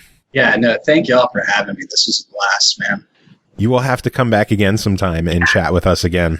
Definitely. I am 100% ready for that anytime. You let me know, and I will be here to talk shit to both y'all. So. Sounds good. Give one more time. Tell us about the games that are available, how much they are, where we could get them, where people could keep in touch with you. Give us all the info. All right. Give me 1 second. All right. So 23rd, Sunless Sea comes out, and then today, the Slain Valfaris Double Pack came out on Nintendo of America, and that is $15.99. It's actually I think it's a 60% discount or so. It's $15.99. Comes out tomorrow on Xbox. And then let me pull up the Sunless Sea stuff for you too. And Snakeybus, of course, is available now. Yeah, Snakeybus available now. All platforms $11.99, and Soma C will be $19.99 across the board. And but also, I believe it's launching with a 20% discount. Nice. So it should drop down to, I think that should work around $16.99, $17. Good stuff. I love when games launch with a discount. Yeah, that's I think something that we're going to be doing quite frequently in the future is releasing things with a launch discount or a wish list discount, stuff like that. Or when we're releasing bundles, if there's 3 games in the bundle and you already own 1 game, you're going to get a 33% discount on that bundle. That's good. I love when there's bundle discounts. I don't know if Xbox has that ability to do. It'd be nice because I've already bought bundles where I've owned games and it's like, oh, well, I guess I bought it again. Yeah. It's something on the back end through all these third-party stuff that you have to set up that we're looking into right now to figure out how to get that set up so we can get that, implemented for our bundles and stuff. Because we are, in the near future, can't, get into details, but we are going to be releasing a bunch of bundles and stuff. So with a lot of our Digerati catalog. Nice. So forward to that as well. Well, when you're ready to talk about those bundles, come back and talk with us again. Yeah, definitely. And any other releases, anything, I'll get in touch with you and I'll be back. Awesome. Sounds good. Well, Trey, again, thank you for coming on and chatting with us. Do you have any final words before we let you go? Final words. Just follow me at Digerati DM, or if you want to follow my personal profile, it's at VidiaGameTrey. That's VIDYA Game Trey, TREY on Twitter. And keep playing Digerati, keep playing games, keep having fun. That's what we're here for. Oh, that was fun, wasn't it? It was a good time. Trey is a good dude. Yes. It's not like it happened 2 days ago. No, I enjoy when we have a guest that banners with us and isn't afraid to deviate from the conversation. And just gets crazy. Yeah, it's a good time. And congrats again to all of our winners of the Snakeybus contest. Yes, congrats. Which will not at all lead to controversy or discussion on Twitter. Nobody could possibly be mad about us reading emails and choosing our favorites. Yes. And nobody at all is going to address the fact that Trey picked Latino Heat to win one. No. Nobody. Not a soul. Nothing is going to happen at all. It's going to be smooth sailing. See you on the next not fake giveaway. You're a fraud, Cole. I hope you know that. I know. You know what, though? People used to give me grief for winning all the time. It's a thing. If you enter a lot, you win a lot. If you throw spaghetti at the wall, eventually one noodle is going to stick. Yeah. So it if you throw a whole lot of spaghetti at the wall, 2 or 3 noodles are probably going to stick. Yeah, you can't win if you don't try. Something that escapes people with small giveaways is that we have a loyal group of listeners. We have, I wouldn't necessarily not call the people that listen to us friends, but I wouldn't say we're close friends. Like, I don't talk to any of y'all fuckers outside of the realm of this show. I got shit to do. Yeah. I'm not important at all. No, well, so. You messaged me to ask if I want another game. I messaged you to chat too. Yes. I'll be like, hey, what's up? And you'll be like, what's wrong? Yeah. I'm a percent, I worry about it. But we do have a small group of people who are consistently here and listen to us, and we'll go out on a limb and enter our giveaways. And that's great. But because we don't have hundreds of people clamoring for a code, odds are those same 5 people are going to win 9 times in a whatever 3-month span or whatever it is. I don't even think it was that long of a span. Like, we haven't done that many email giveaways lately. We have not. A lot of them are codes on the screen that you do. And yeah, it's very easy for somebody to sit and scoop up 5 or 6 codes if they're watching the stream. Yeah. And we hope you do. We want you to come watch. We want you to come hang out with us. We will banter with you and have a good time and joke around, and you'll get a game or two out of it.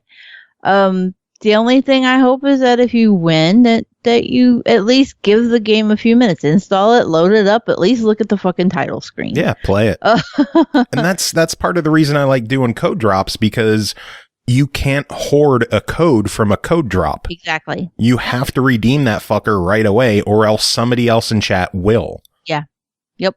So I mean, it's may the fastest man or woman win. Hell, there have been times where we have been doing a show, you put up a code, and I've won it while I'm sitting there talking with you. Have you never mentioned that before?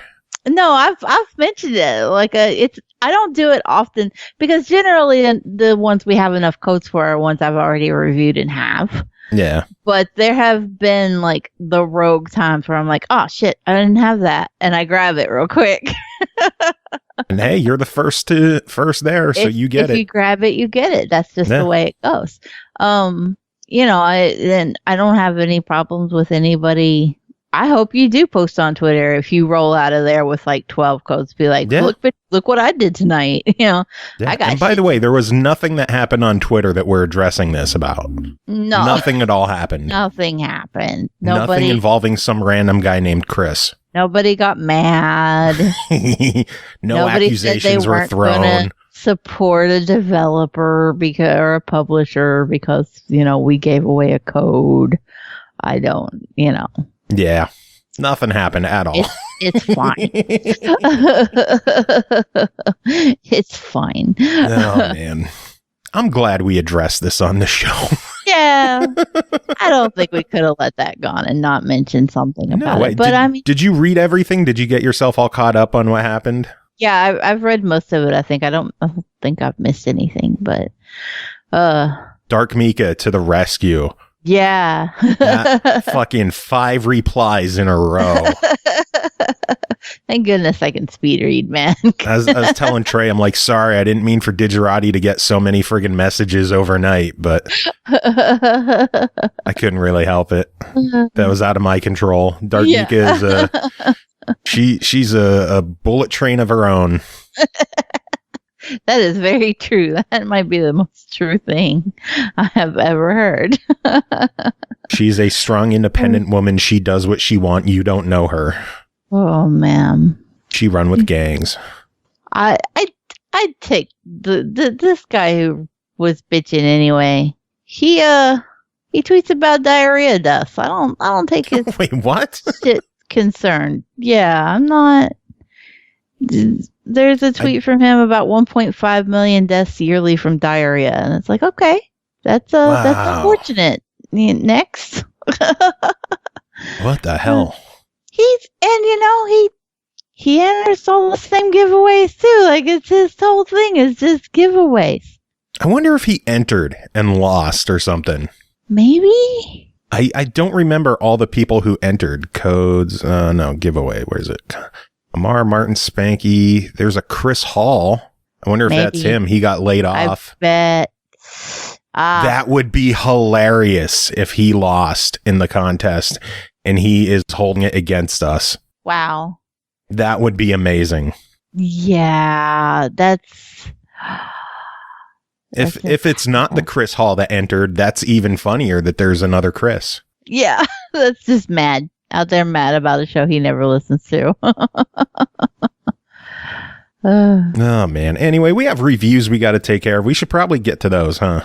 Yeah. Might as well, right? Yeah. Are you ready? I guess, yeah. All right. First game to talk about tonight is called Abduction, developed and published by Cyan Inc., released April 10th on Xbox One for $29.99. A new sci-fi adventure from Cyan, the creators of Myst. Abducted far across the universe, you find yourself on a broken alien landscape with odd pieces of Earth. Explore, uncover, solve, and find a way to make it home. Cole, tell us about Abduction. So, before I talk about Abduction, I have to say that I joke a lot on this show about how I don't have the nostalgia for older games that you guys all do. Mhm. One game might be the exception to that. Myst. And that would be Myst. Nice. Myst will forever hold a special place in my heart.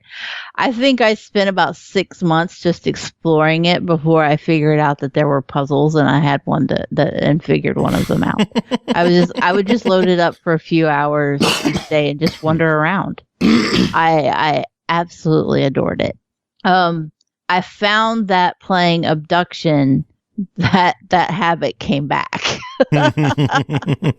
I was very willing to just look and explore and see what I could find. Normally with a game where, you're presented with these puzzles and it's linear, but the puzzles are your obstruction.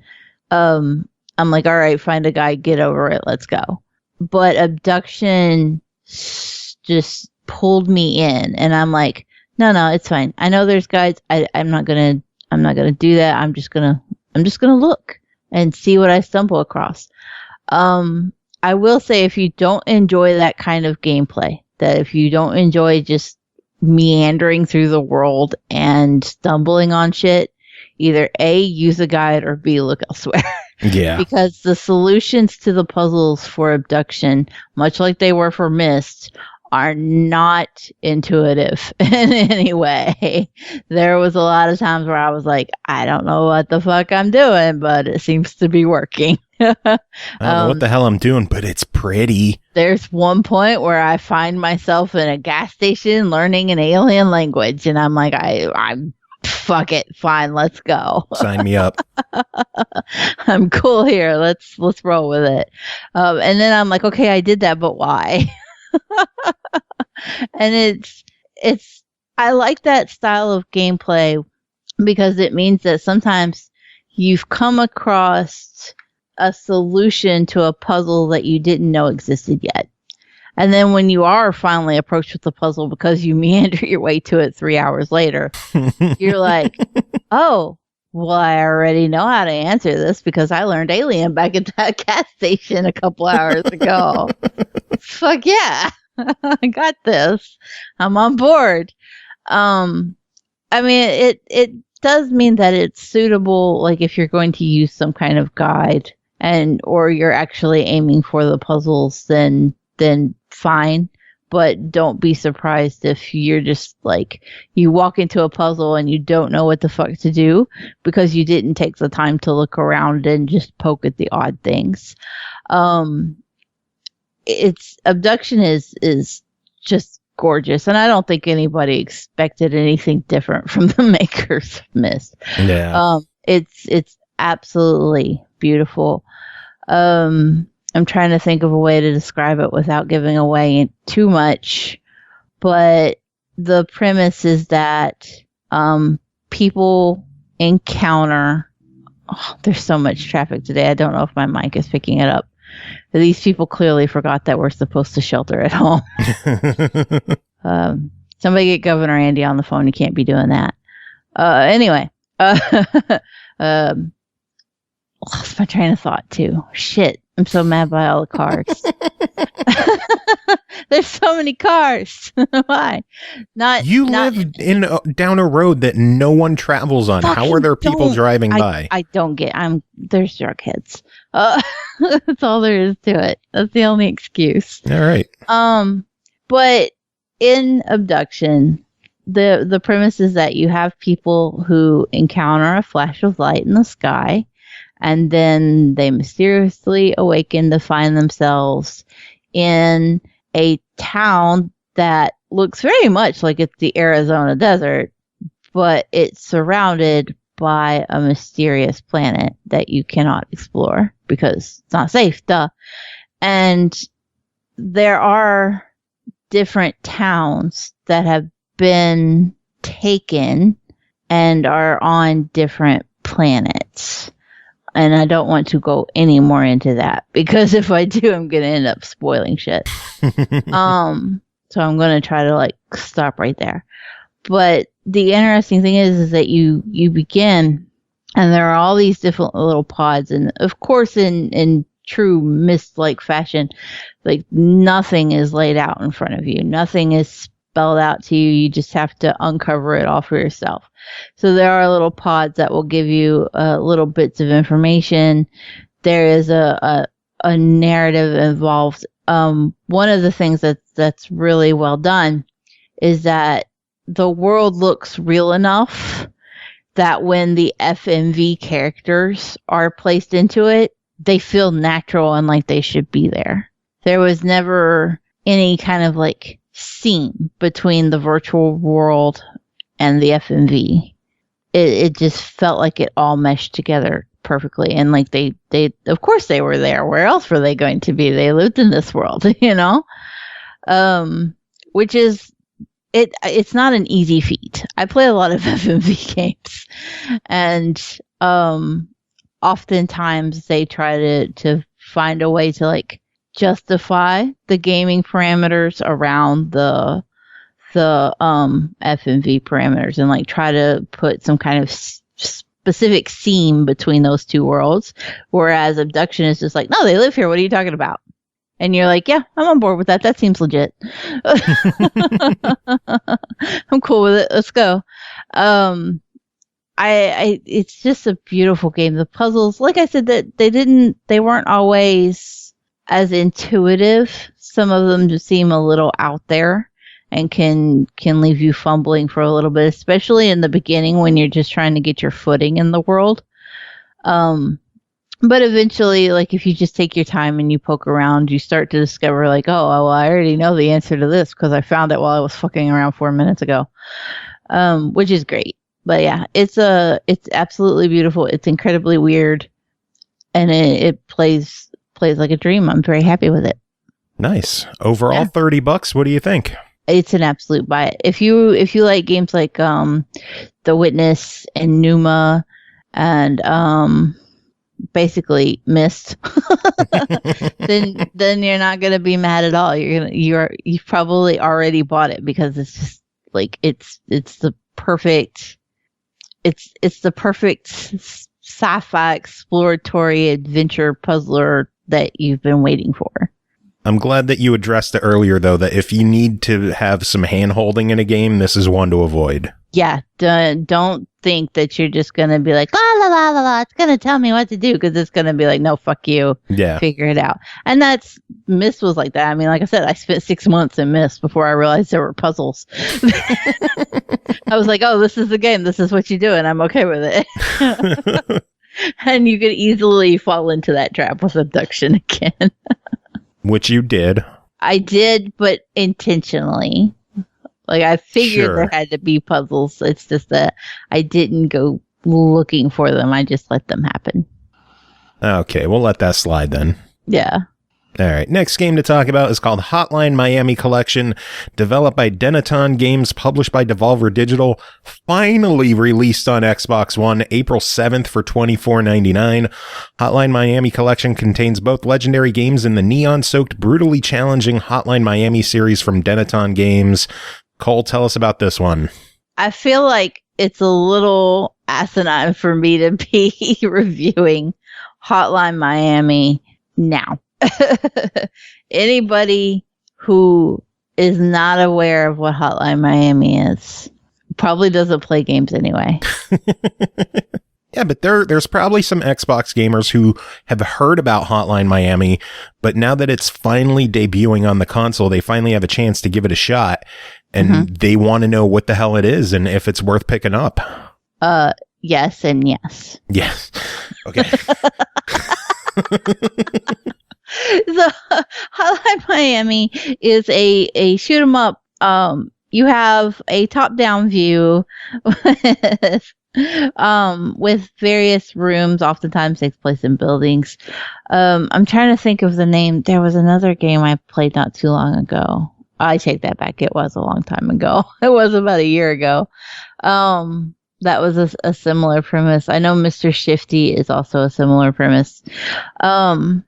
Where you control a character, there's a story, and I'd like to tell you that I could keep up with it, but I was not able to, because it's a little weird.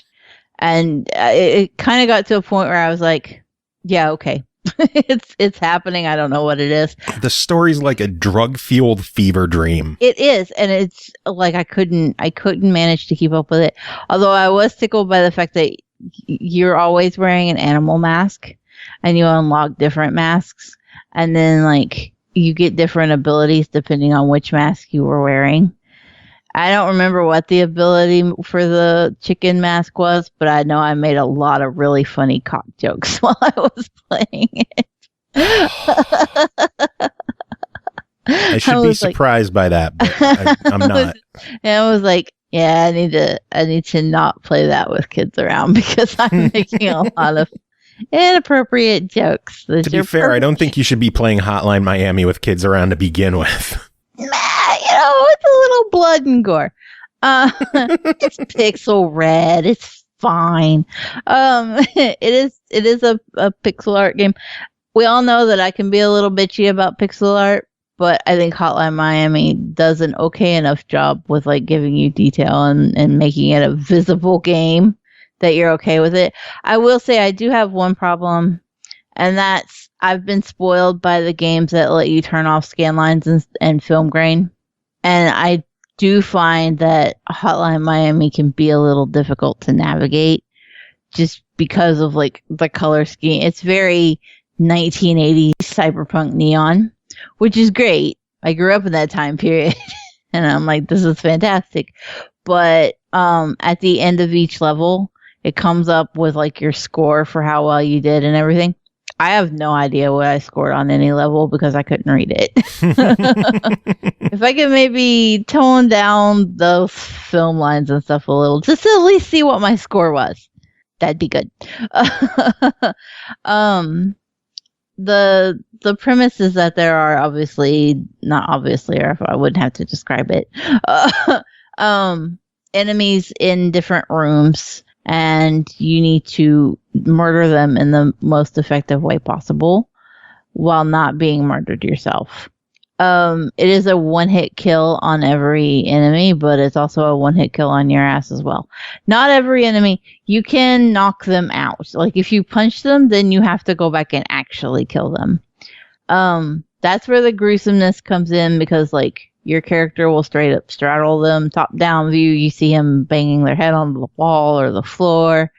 It's violent. It's fine. But it's a lot of fun. It's one of those games though where it sucks you in with the just one more try. Yeah. You're gonna die. You're gonna die a lot. I probably have a good 600 or 700 deaths under my belt. I'm not going to check my stats. I don't want to know because I want to find the motivation to go back some more and play some more. And if I know that I've already got like 1,000 deaths on 14 or so levels, then I'm just going to sit and cry. But it is one of those things that happens. I think though that it's not always a fair death. I noticed that there were several times where I would do the exact same thing over and over and over. And yeah, one time it would work and the next 4 it would not. You have to be very particular with your timing. And if you're even just the tiniest drop of a second late, it's going to kill you. So it gets incredibly difficult. It's incredibly difficult just from the jump, but it gets harder.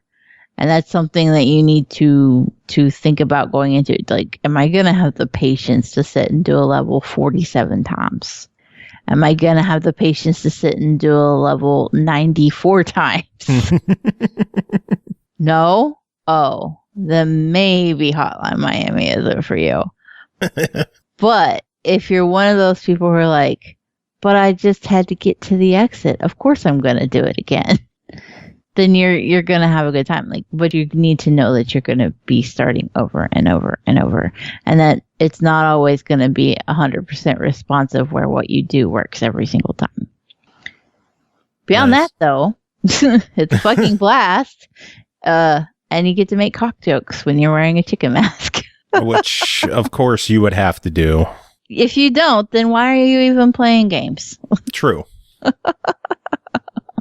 Well, then overall $25 on the 2-game package here. What do you think? It's 2 games with plenty of murder, a whole lot of crazy fever dreams, bright colors. The music is incredible. I don't know why you wouldn't play Hotline Miami. I can't even say the name properly. We're already rolling at that point today where I fuck up saying the game's name as much as I fucked up playing the game. Proud of you. Hotline Miami. And maybe if we buy enough Hotline Miami, maybe... No, it's a joke. There'll never be a Hotline Miami 3. And hopefully if there is a Hotline Miami 3, we don't have to wait forever for it to come to Xbox. Oh, we will have to wait forever. I don't know. Devolver's been good to us lately. They're doing better. I do love Devolver, but man, they need to pick up their Xbox game. They do, but it's been turning around. So, but thank you for Devolver. being nice enough to finally bring us a few games. Yeah. don't get mad at us. All right, next game to talk about is called Help Will Come Tomorrow, developed by Arclight Creations, published by Clabater, released April 22nd on Xbox One, Switch, and PS4 for $19.99. In a Siberian wilderness on the eve of October Revolution, passengers survive catastrophe of Trans-Siberian railway train. They must endure in a harsh climate until rescue arrives. Cole, what is Help Will Come Tomorrow? Well, first, spoiler alert, because help is not fucking coming ever. I don't care what the title says. I never survived long enough to get help. And you fucking won't either. This is one of the most brutal survival strategy games I have ever played. And I played Frostpunk and froze to death within 30 minutes. Damn. So... like, Help Will Come Tomorrow is incredibly unapologetic about the fact that it just wants you dead. You start the game with 4 survivors. It is a roguelike, so you're going to die and you're going to start over with new people every time. There does seem to be a fairly limited pool of who your survivors can be. I died a good 4 or 5 times and continuously would have some of the same survivors. Then I would die and like have all new survivors, and I'd be like, where the fuck did you come from? I was just getting used to the other ones.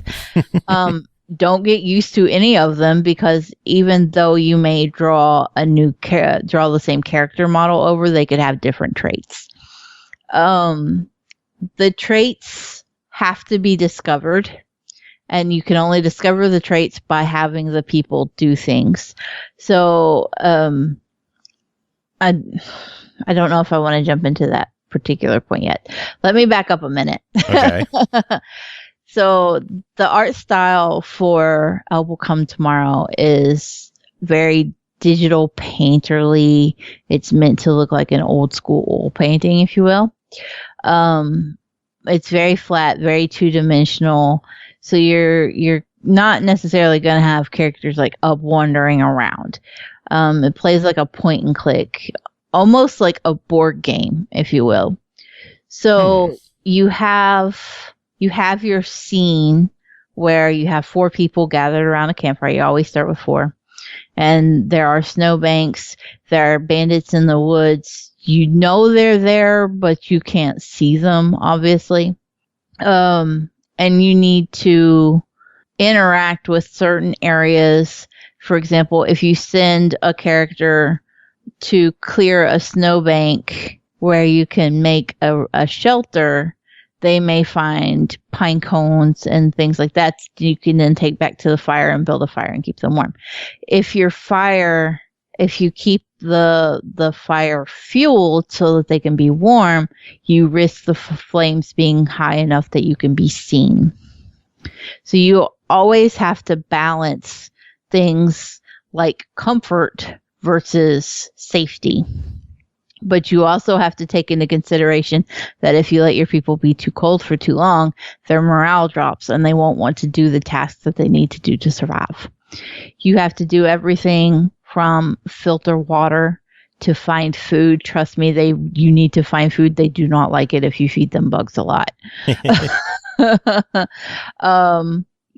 they will die of thirst if you do not figure out how the fuck to filter water. Yikes. Each day, each character has a set amount of action points. One of the worst traits in the fucking game, though, is that you can have a character who is clumsy. I will point this out. If I get a character who is clumsy, I will immediately trash the run and start a new game. Wow. That's how horrible that trait is. What does it do that it's so bad? They have a risk of failing whatever you tell them to do. Woo, kitties. Yeah, there's a cat fight going on over here. Holy shit. Oh, no. They have a risk of failing, which will cost you the action point, not the materials, thankfully, but the action point it will cost you. So, and then they don't do the task. So you still have to have the task done. When you only have, there's 4 people, 12 action points, split up so that each person has 3, obviously. So you desperately need every person to do whatever task you set them to, whether it's clearing a snowbank, finding food, going out to forage. You need them to succeed. And if you sit some dumb motherfucker down who's the last one with action points because you've run out of water and you need to filter water and he fucks up and you waste all his action points and then you're sitting there without water and somebody dies of thirst. I'm not speaking from experience or anything. I am speaking from experience. If I get somebody who's clumsy, I'm restarting that shit every time. It can pop up, say, so-and-so has the clumsy trait. No, they don't either. Fuck out of here. New game. Reset. We have made mistakes. This game is hard enough without some motherfucker wasting action points. Everything that you do costs an action point. Now, you can kind of balance it out. If you know that one character is really good at foraging, you can have that person go and just forage all on their own and use up all their action points to let them do it by themselves. Or you can break tasks up and you can have 2 or 3 characters participate in the task and use up 1 action point per character so that they can go and do other things as well. See why having a clumsy fucker is just a nightmare? Yeah. Sometimes there are good traits that characters can have. Some of them work better alone, and that's just something to take into consideration. Whereas some of them work more efficiently when they're in a group. Some of them are really good seamstresses, and so they get extra action points if they're sewing because it doesn't take away from their action points. They're doing something that they enjoy, so they can make fabrics that you need. Some of them are just better at crafting medicine or crafting tools or hunting, and so it gives you a little more leeway with how to work with the action points, whereas clumsy fuckers are just useless. I'm very salty about those guys. They can ruin a whole run. Everything can be going well, and I'm like, well, fuck this guy.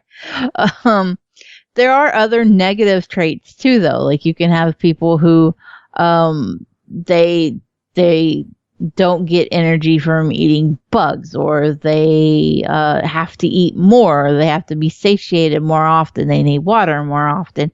You're like, motherfucker, we don't have time to constantly be crafting you water, figure it out. As you go into the map, which lets you explore out away from your camp, then different actions can happen and you are given options. You may run into a rabbit, and if you don't have a weapon, you can say, okay, well, you can throw a rock at it or you can chase it, and you may waste your action points chasing after a rabbit that you're never going to fucking catch. There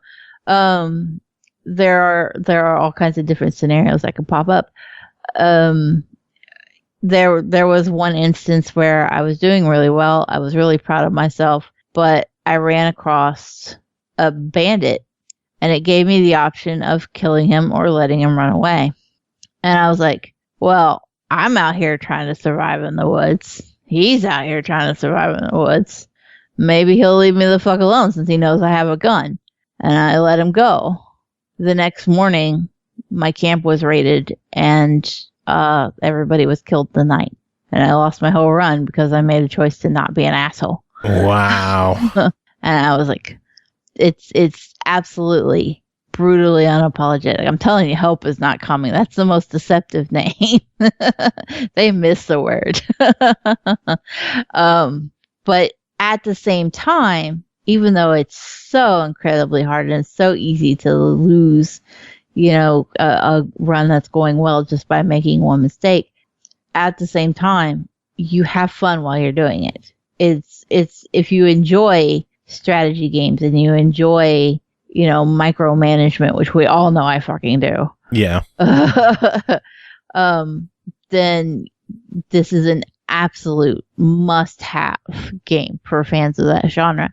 If you get frustrated with games that require you to think about, your moves and action points and what you can accomplish in a day's time, and then it's maybe not for you. I forgot to mention, when you finish up all of your tasks for the day, you switch over to the nighttime, and your group gathers around the campfire, and you get to have them communicate with each other and tell their stories. And the stories that have been written for these characters are so rich and engaging. And every time I would get somewhere good in a story and then die, I would be so heartbroken because I wouldn't get to know that. I was just like, I have to do it again until I get that character and find out what happens. So it really pushes you back into it, not just because you want to overcome the situation, but because you want to see what happens to these stories. So I have a feeling you're going to be playing this for a while trying to beat it. I'm going to have to delete it. We know what that means. Yeah. Not for the publisher, the developer, or community manager for Help Will Come Tomorrow, whoever listens to this interview or review. I'm terribly sorry, A, that you have to listen to me, and B, when I say I have to delete the game, that is not a negative thing in any. That's like the highest praise you give. That is, I love this game so hard that I will accomplish nothing else if it stays on my hard drive. And I may have to hide it from my ready to install because I know I will see it and reinstall it even after I delete it. Wow. Because I just need to play it. Well, then $20 your verdict? Please buy this game. Please. If you enjoy difficult strategy games, Frostpunk is the closest one to comes to mind as far as like that difficulty element without being a similar gameplay mechanic. Because I would put Frostpunk more with like Surviving Mars and stuff. But it just that overwhelmingly difficult gameplay with the narrative that just sucks you in. Please, please, please, please try out Help Will Come Tomorrow. All right. Next game to talk about is called Vampire the Masquerade Coteries of New York, developed and published by Draw Distance, released April 15th on Xbox One for $19.99. Vampire the Masquerade Coteries of New York is a narrative experience set in the rich universe of Vampire the Masquerade 5th Edition. It presents the struggle for power between two vampire factions, the Camarilla and the Anarchs, bathed in the night lights of the Big Apple. Cole, tell us about this one. I am not going to tell you jack shit about the story for this game. I am not going to play an Aki because she will tell you everything about a visual novel and then you don't even need to play it. I'm not going to do any of that. I'm going to tell you that it is a visual novel. It does revolve around, obviously, vampires, which we have discussed about my affliction for vampire stories in the past. So I'm on board. You do get to create your vampire. You get to choose from one of 3 vampire clans to join. Your story does deviate some and change up based on which clan you are a part of, and also what decisions you make throughout the narrative, which is nice because a lot of times visual novels are just like, fuck it, it doesn't matter what you choose. You can have a little bit of deviance in Vampire the Masquerade Coteries of New York. Lord, what a name. I'm just going to say vampire for the rest of this. Okay. Because it's a long one. But you do have a little bit of leeway with the story, and you can change it up some. I will say that there were quite a few instances though where I was like, I knew outright that no matter what I had choose wasn't going to make a difference based on the way the following sentences were worded. I was like, yeah, that was going to happen either way. In true visual novel fashion, the backgrounds are relatively static. You do have an option to go in and set if you have dynamic backgrounds or not. I would assume if you have well, I don't even know that an older Xbox would struggle with this. I should have tried this on the fat Xbox instead of the S, just out of curiosity. But if you're not interested in seeing the lights twinkle or whatever in the background, then you can turn that off and just have static backgrounds. But there isn't anything in the way of animation outside of the characters swapping in and out whenever they're speaking.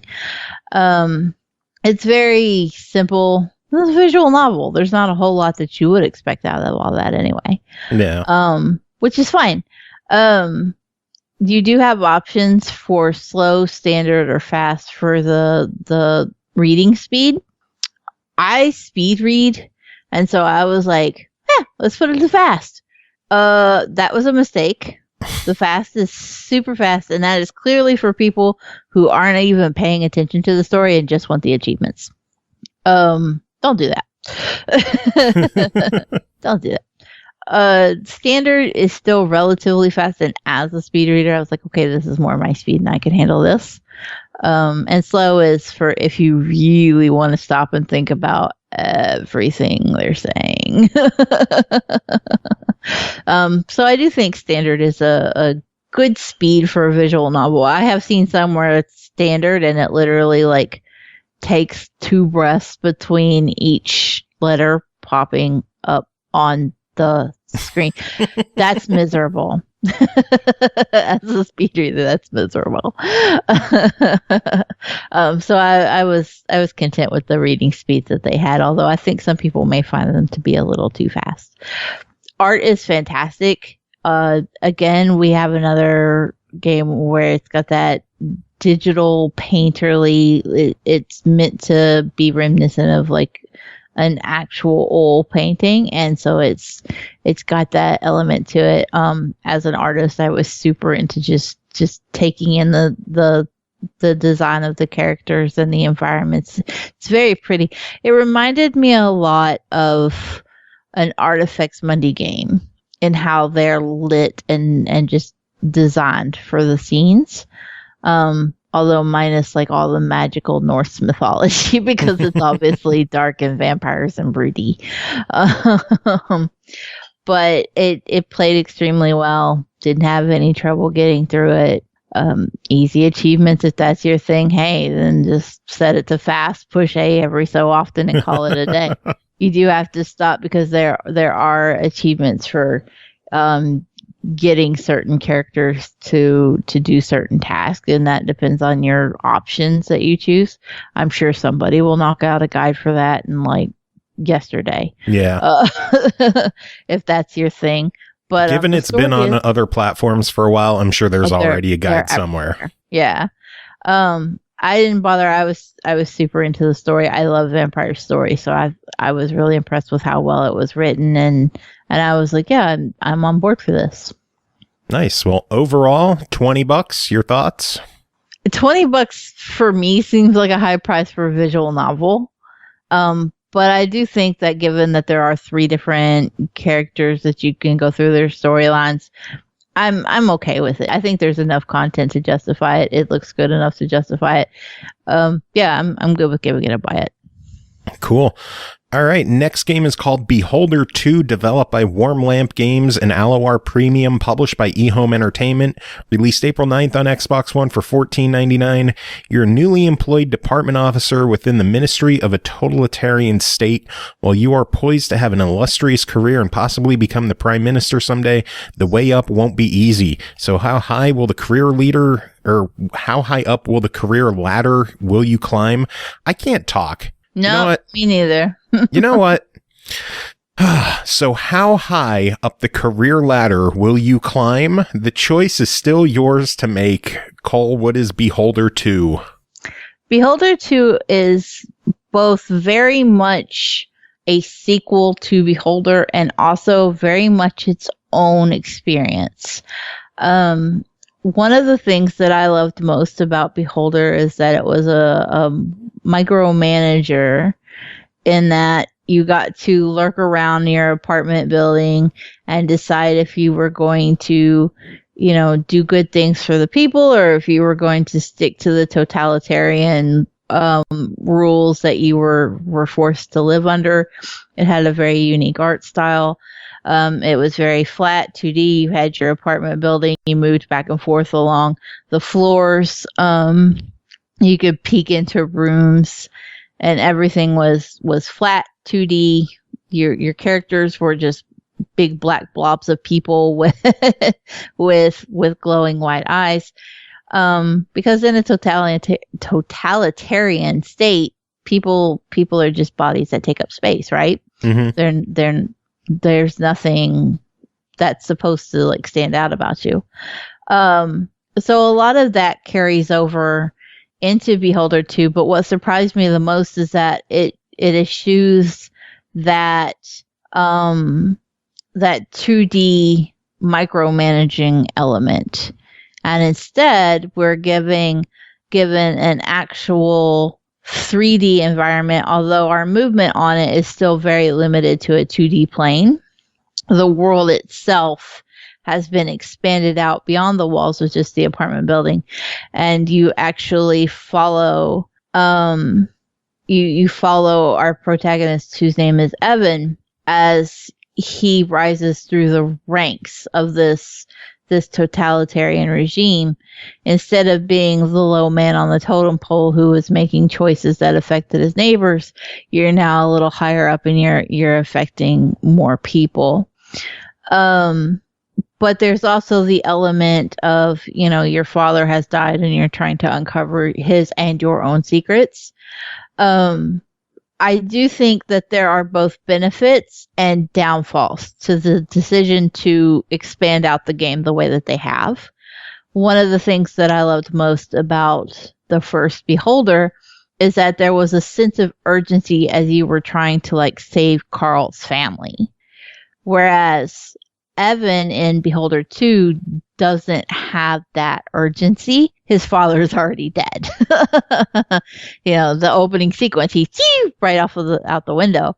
So, I mean, it's got that same kind of quirky macabreness to it, but it doesn't quite hit the same way. There's a little more humor involved, whereas in one instance, Evan was trying to convince, if you chose the right options, you could try to convince a coworker to go to the storeroom with you for a hookup. Whereas something like that in Beholder 1 would have just gotten you licked off and sent to the sent to the mines or wherever it was. It would have been bad. It would have been a game over. You still do have a lot of the same parameters. It's funny because when you're playing it, you're like, this is very different from what I played before, but it also feels very much like Beholder. The characters still have the very mundane black blob look, although they're more 3D now as opposed to 2D animations. They're a 3D form that actually moves about in the space. But there are a lot of elements where the apartments that they are assigned to still look very much like the apartments that you would see. You can watch TV but it's propaganda TV. You do still have a set amount of time that you can use each day, and everything that you do takes time away from that. So you're limited to how much you can accomplish. So there are still some management elements involved, although it definitely feels like they've played up more to what your responses are as opposed to what you do with your time. I I'm not gonna say I didn't enjoy playing Beholder 2. I certainly did, but it just made me long for a lot of the elements of Beholder 1 that I enjoyed more. A lot of your experience with Evan is he does busy work. There's a tutorial that teaches you how to fill out the forms, but the forms that you're filling out in Beholder 2 are not at all like what Carl did in Beholder 1. In Beholder 1, you had to file a report, and it was like you could like trick the system, if you will, and report and have your tenants hauled away if they were getting on your nerves. You might miss out on their story, but you could get rid of them. Whereas in Beholder 2, it's like Evan's initial job is he just listens to people bitch, and he has to give them a form and it's all done on computer, where it's like you have to choose which department the complaint is for. So you have to choose, is it a complaint? Is it information? I forget what the other two are now that I've been talking. Shit. Anyway, you have to choose like the type of form that you want, and then which department. So is it a social care thing? Is it a labor issue? Is it something pertaining to patriotism? You choose from those kind of options, and you have a quota for how many you have to get right. And I don't think I know how to hit that quota. Like every time I've gotten one right, it felt like it was wrong. And every time I did one wrong, I was like, I was 100% sure that the lady bitching about the daycare center is social care, but it's not. It's patriotism. And you're like, why? I don't understand. It didn't explain enough. It just kind of throws you into the deep end. The game wants you to fuck up and fail and get hauled away. That is something that held true from Beholder 1 to Beholder 2. Like they want you to just get fucked. But that's true to a totalitarian government. It's just the way that cookie crumbles. That's what they want too. They want to haul your ass away and move on to the next shmup. So it's I'm not going to say it's not enjoyable. It is, but it's not going to be the kind of sequel that you're expecting either. It's nice to get an extra look into the political environment and the world of this totalitarian regime and get more information on that. But I don't feel like Evan is as enjoyable a protagonist as Carl and his family were. Well, then overall, $15. What do you think of Beholder 2? I still think it's a very solid try it. But if you're going into it like I was and like, oh shit, Beholder, be aware that it's very, very different from the first game while also still having a lot of similarities. Yeah. So, yeah. That was the biggest thing. I was just like, wait a second, I want to get my neighbors arrested. What is this digging in office paperwork bullshit? It just took some time to adjust to the story to actually enjoy it for what it was. Yeah, right. Well, next game to talk about is called Machinarium, developed and published by Amanita Design, released April 16th on Xbox One for $14.99. Help Joseph the Robot to save his girlfriend, Berta, kidnapped by the Black Cap Brotherhood Gang, not Black Cop. Oh my God. Good job. Listen, I can't talk. I've had a very stressful night with people accusing us of fraud on Twitter. Yeah, you seem real stressed about that. My feelings were hurt. How dare you? So yeah, help Joseph the Robot to save his girlfriend Berta, kidnapped by the Black Cat Brotherhood Gang. Cole, tell us about Machinarium. So this is one of the most adorable, ugly games I have ever seen. Very much, you know what it reminds me of? And the color scheme is Apocalypsis. So Joseph is adorable. He's a little robot. He's been shuttered out to the scrapyard. His days are done for, but he's not okay with that because his girlfriend has been taken away and you need to go save her. He has some limits though. Joseph can only interact with objects that are within arm's reach of him. So you need to move him around in the scenes in order to point and click. Because it's a point and click. Obviously, since I'm reviewing it as a point and click, I don't know why anybody's surprised by this.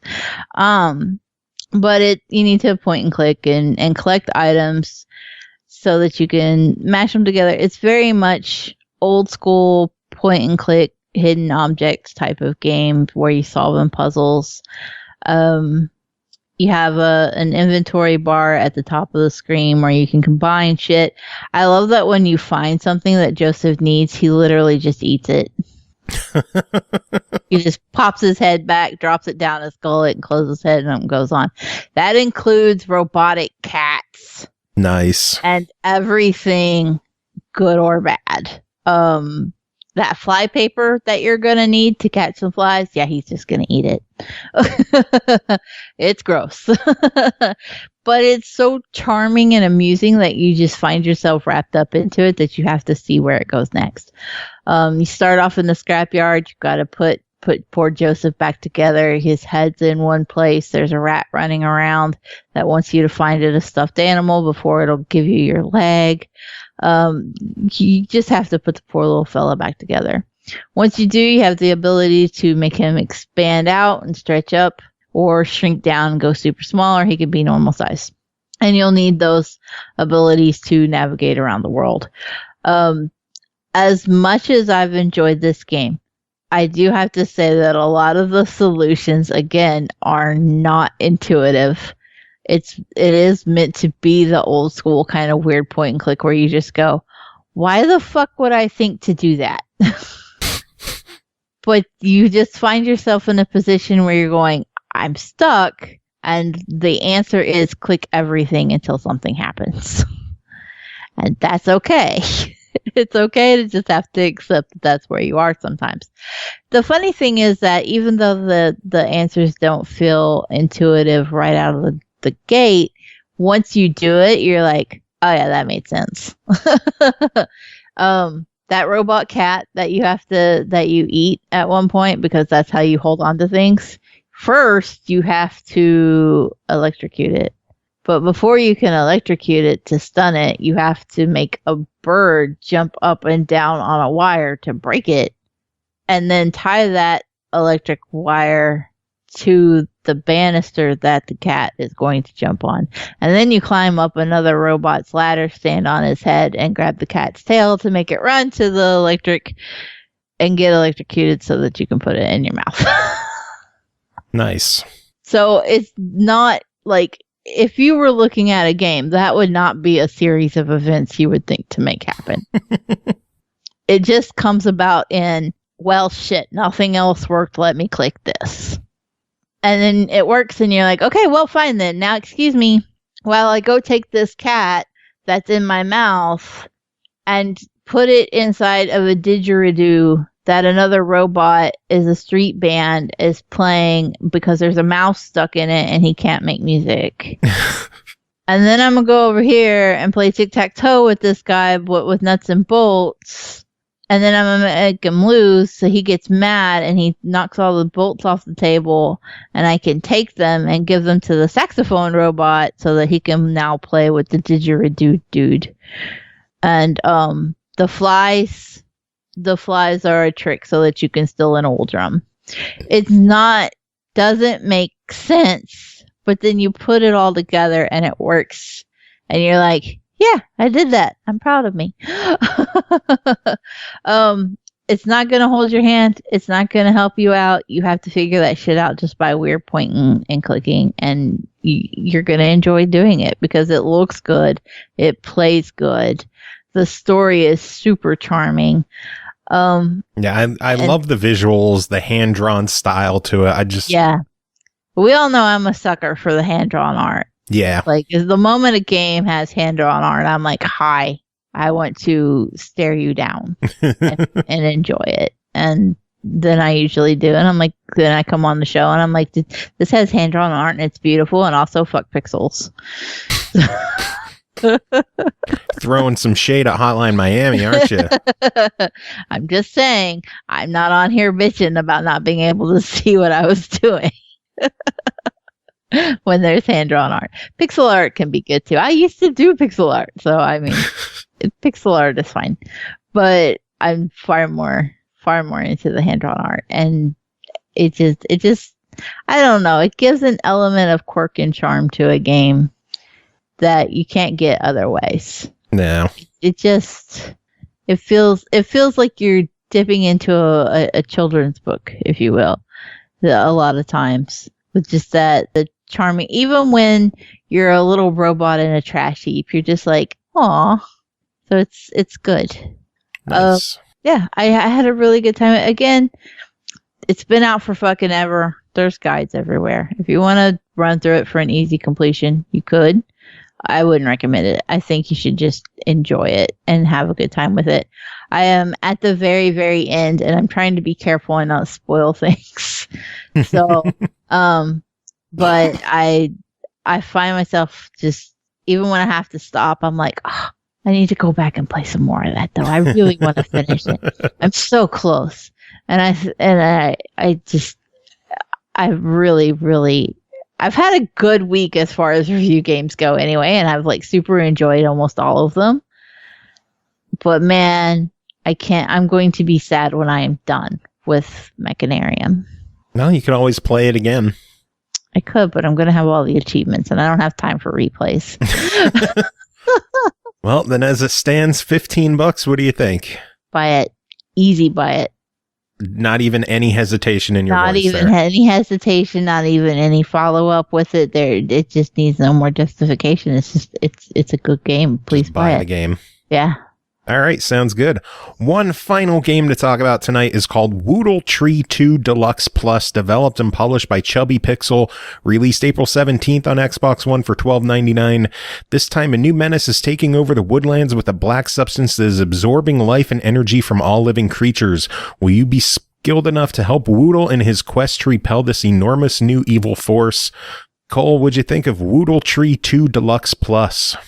Never have I seen such a glow up as the difference between WoodleTree and WoodleTree 2. So before I get into 2, let me backtrack a little and tell you about 1. I don't remember jack shit except for it was a platformer, and you started off in your little house and you had little portals to go through to get to each world. And you hit things with your leaves, and you got different colored leaves, and they didn't do anything. They were just different colors. That was pretty much it. It was very simple. Different leaves, they would shoot out things, yeah. I don't remember that. Yeah, it would shoot out like a whirlwind or something as when you got to the last one. I don't remember that. You do have the whirlwind, though, in this one. Your leaf is far more effective in WoodleTree 2. It has some extra uses. You can now double jump and use the leaf to glide. And you can just glide all over the fucking world if you want to. It doesn't care. Just lets you go. You can use your leaf to, obviously, you still use it to beat enemies, which is a little weird to use a leaf to hit enemies, but here we are. And you do eventually get the whirlwind ability. You can also use it to collect water, which you then put on vines, which then give you more platforming options because you can go up higher and then glide from wherever you're at. It's also dropped the whole, here's your hub house, go through a portal to get to the world. You now have an open world that you can explore. It's a little deceptive, though, because every time I try to go somewhere, it tells me, oh no, you have to have more tiers, and turns me back around and makes me go someplace else. Yeah. And I'm like, don't give me an open world and then not just let me go. Yeah, because I want to explore everything. I get very shiny oriented, and there are a lot of shinies. There are things to collect. You have blueberries and red berries, and I want them because that's currency that you can use in the shop that is back at your home world now.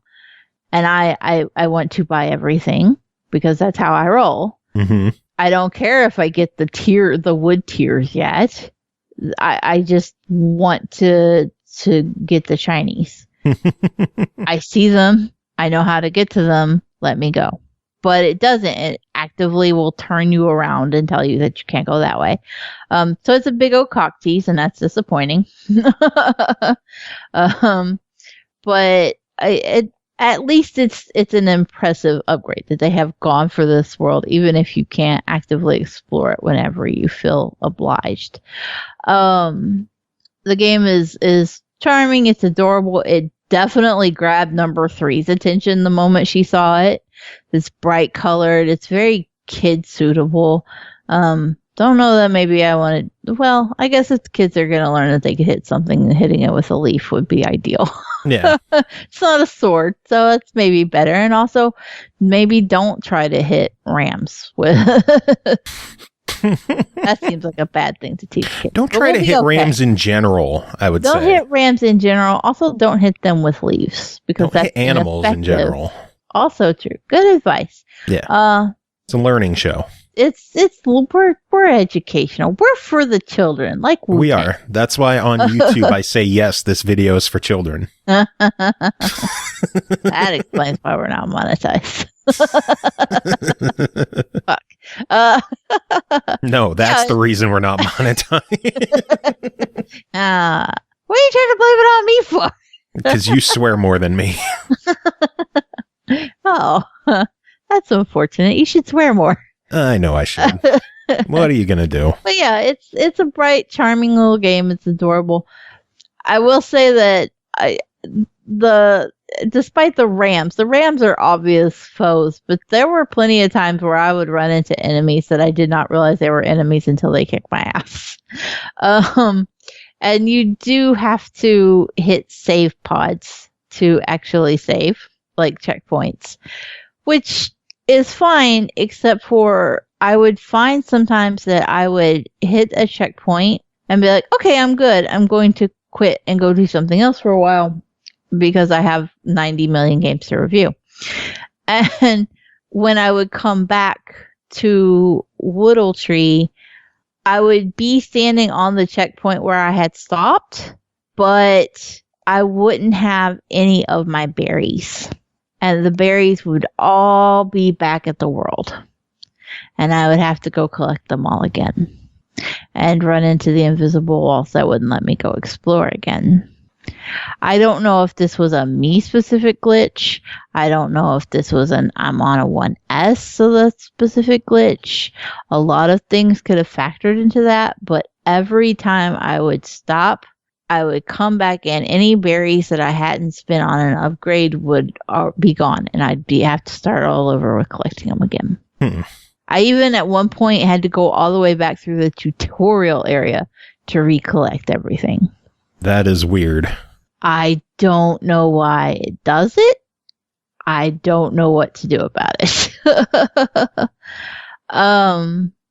Also, with the whole open world thing, a lot of times it can kind of feel like you're just out running around and there's nothing there's no platforming. You're just trying to get to certain areas and there's nothing particularly to justify why that space is there.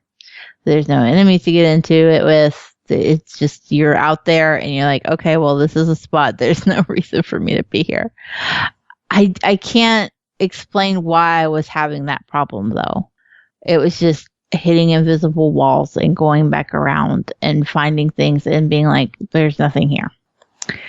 It could be a little frustrating with the way that the world was designed. And I imagine kids are probably far more tolerant of that than reviewers who have 97 games in their backlog for the week. So there are a lot of times where those kind of issues may very well be me things. But they are still issues, and I still do need to bring them up. Yeah. One thing in particular, too, was that you can use like a telescope and look out over the world. and the game is vehemently yelling at me that I need to find tiers. I don't think the draw distance on the Xbox allows you to actually do that on the S at least, because it's like you need to find them before you can go anywhere, and I'm like, okay, but I can't see anything. All I see is just green, flat green. When I actually went to these areas, there were things there, but the draw distance while using the telescope wouldn't allow me to see it. Yeah. I don't know if that's a problem on the X2, but on the S, I was just like, I don't know what I'm actually going to run into when I get to this area. That said, it's still a big upgrade over Woodle Tree 1. And kudos to that. I'm really impressed by how much has been done to like flesh out this world and make it bigger. And I think that younger kids can easily just get lost and enjoy it. But I think the whole invisible wall aspect and your path not always being clear is probably the biggest downfall for the game. Yeah, I can definitely see that. So beyond that, though, I think it's an impressive upgrade over the first game. Yeah, and I enjoyed the first game. So yeah, the first, I mean, it's a solid platformer, and even I would say the same about 2. It's a plenty solid platformer. But as an open world game, it does run into some invisible walls. No. Yeah. Well, $13. What do you think? At that price, I'm okay with it. Try. It's not going to be everybody's cup of tea, and I do think it is more of a kid-friendly game and not necessarily geared toward players like me. And that's okay. I'm fine with that. I already know that number 3 has told number 1 she has to install it on their Xbox. So I think that's a pretty good. That's a ringing endorsement right there. Yeah, that's a pretty good endorsement because number 3 is definitely pickier about games than her older siblings, and if something doesn't play to her liking while she's watching me play it, she's not gonna touch it. Plus, it takes forever. Their Xbox is not hardwired, and it takes forever for anything to install. So if she asks for something to be installed, she's willing to wait for it. No, Wi-Fi. Yeah, and they're like 6 feet from the router, and it still takes forever. Oh well. That's weird. Yeah. Oh well, what are you gonna do? Wait for it to download. Yeah. Well, that is it for this episode. We made it through another one. We survived. With only minor controversy. Yeah. I'm going to laugh about this for so long. Good. Like, it is something to laugh about. We're like the most transparent as it gets when it comes to contests because we read everything on the show and discuss everything before we pick winners. And someone still calls us a fraud. Emails. And from now on, I'm just not going to give a code if you don't use the word plethora. Don't say I didn't warn you. I mean, you might have to. Well, but I can tell. Don't tell them that. I want to hear plethora in every fucking email. Yeah, we need plethora in more emails. Such a good word. It is. Also, anti-disestablishmentarianism. I will make Joe give all the codes to somebody if you can work that one into an email. No. I just want to hear you have to say it. No, I'm good. I'll just be like, all right, next email's from... No, we're not reading this one. Not reading this one. You're getting a code, but we're not reading this one. Yeah, but that is it for this episode. Thanks again to Trey for coming on and chatting with us. That was an absolute blast. We're going to have to get him back on again. He already asked when he could come back again. That's awesome. So I think we might have a lifer, a new friend for life. I think he's just gunning for my role as co-host. He's probably too busy with real life to do reviews though, so you're safe. Oh, okay. Hooray for me having no life. Hey, I'm right there with you. This show is my life, and that is why I am a fraud.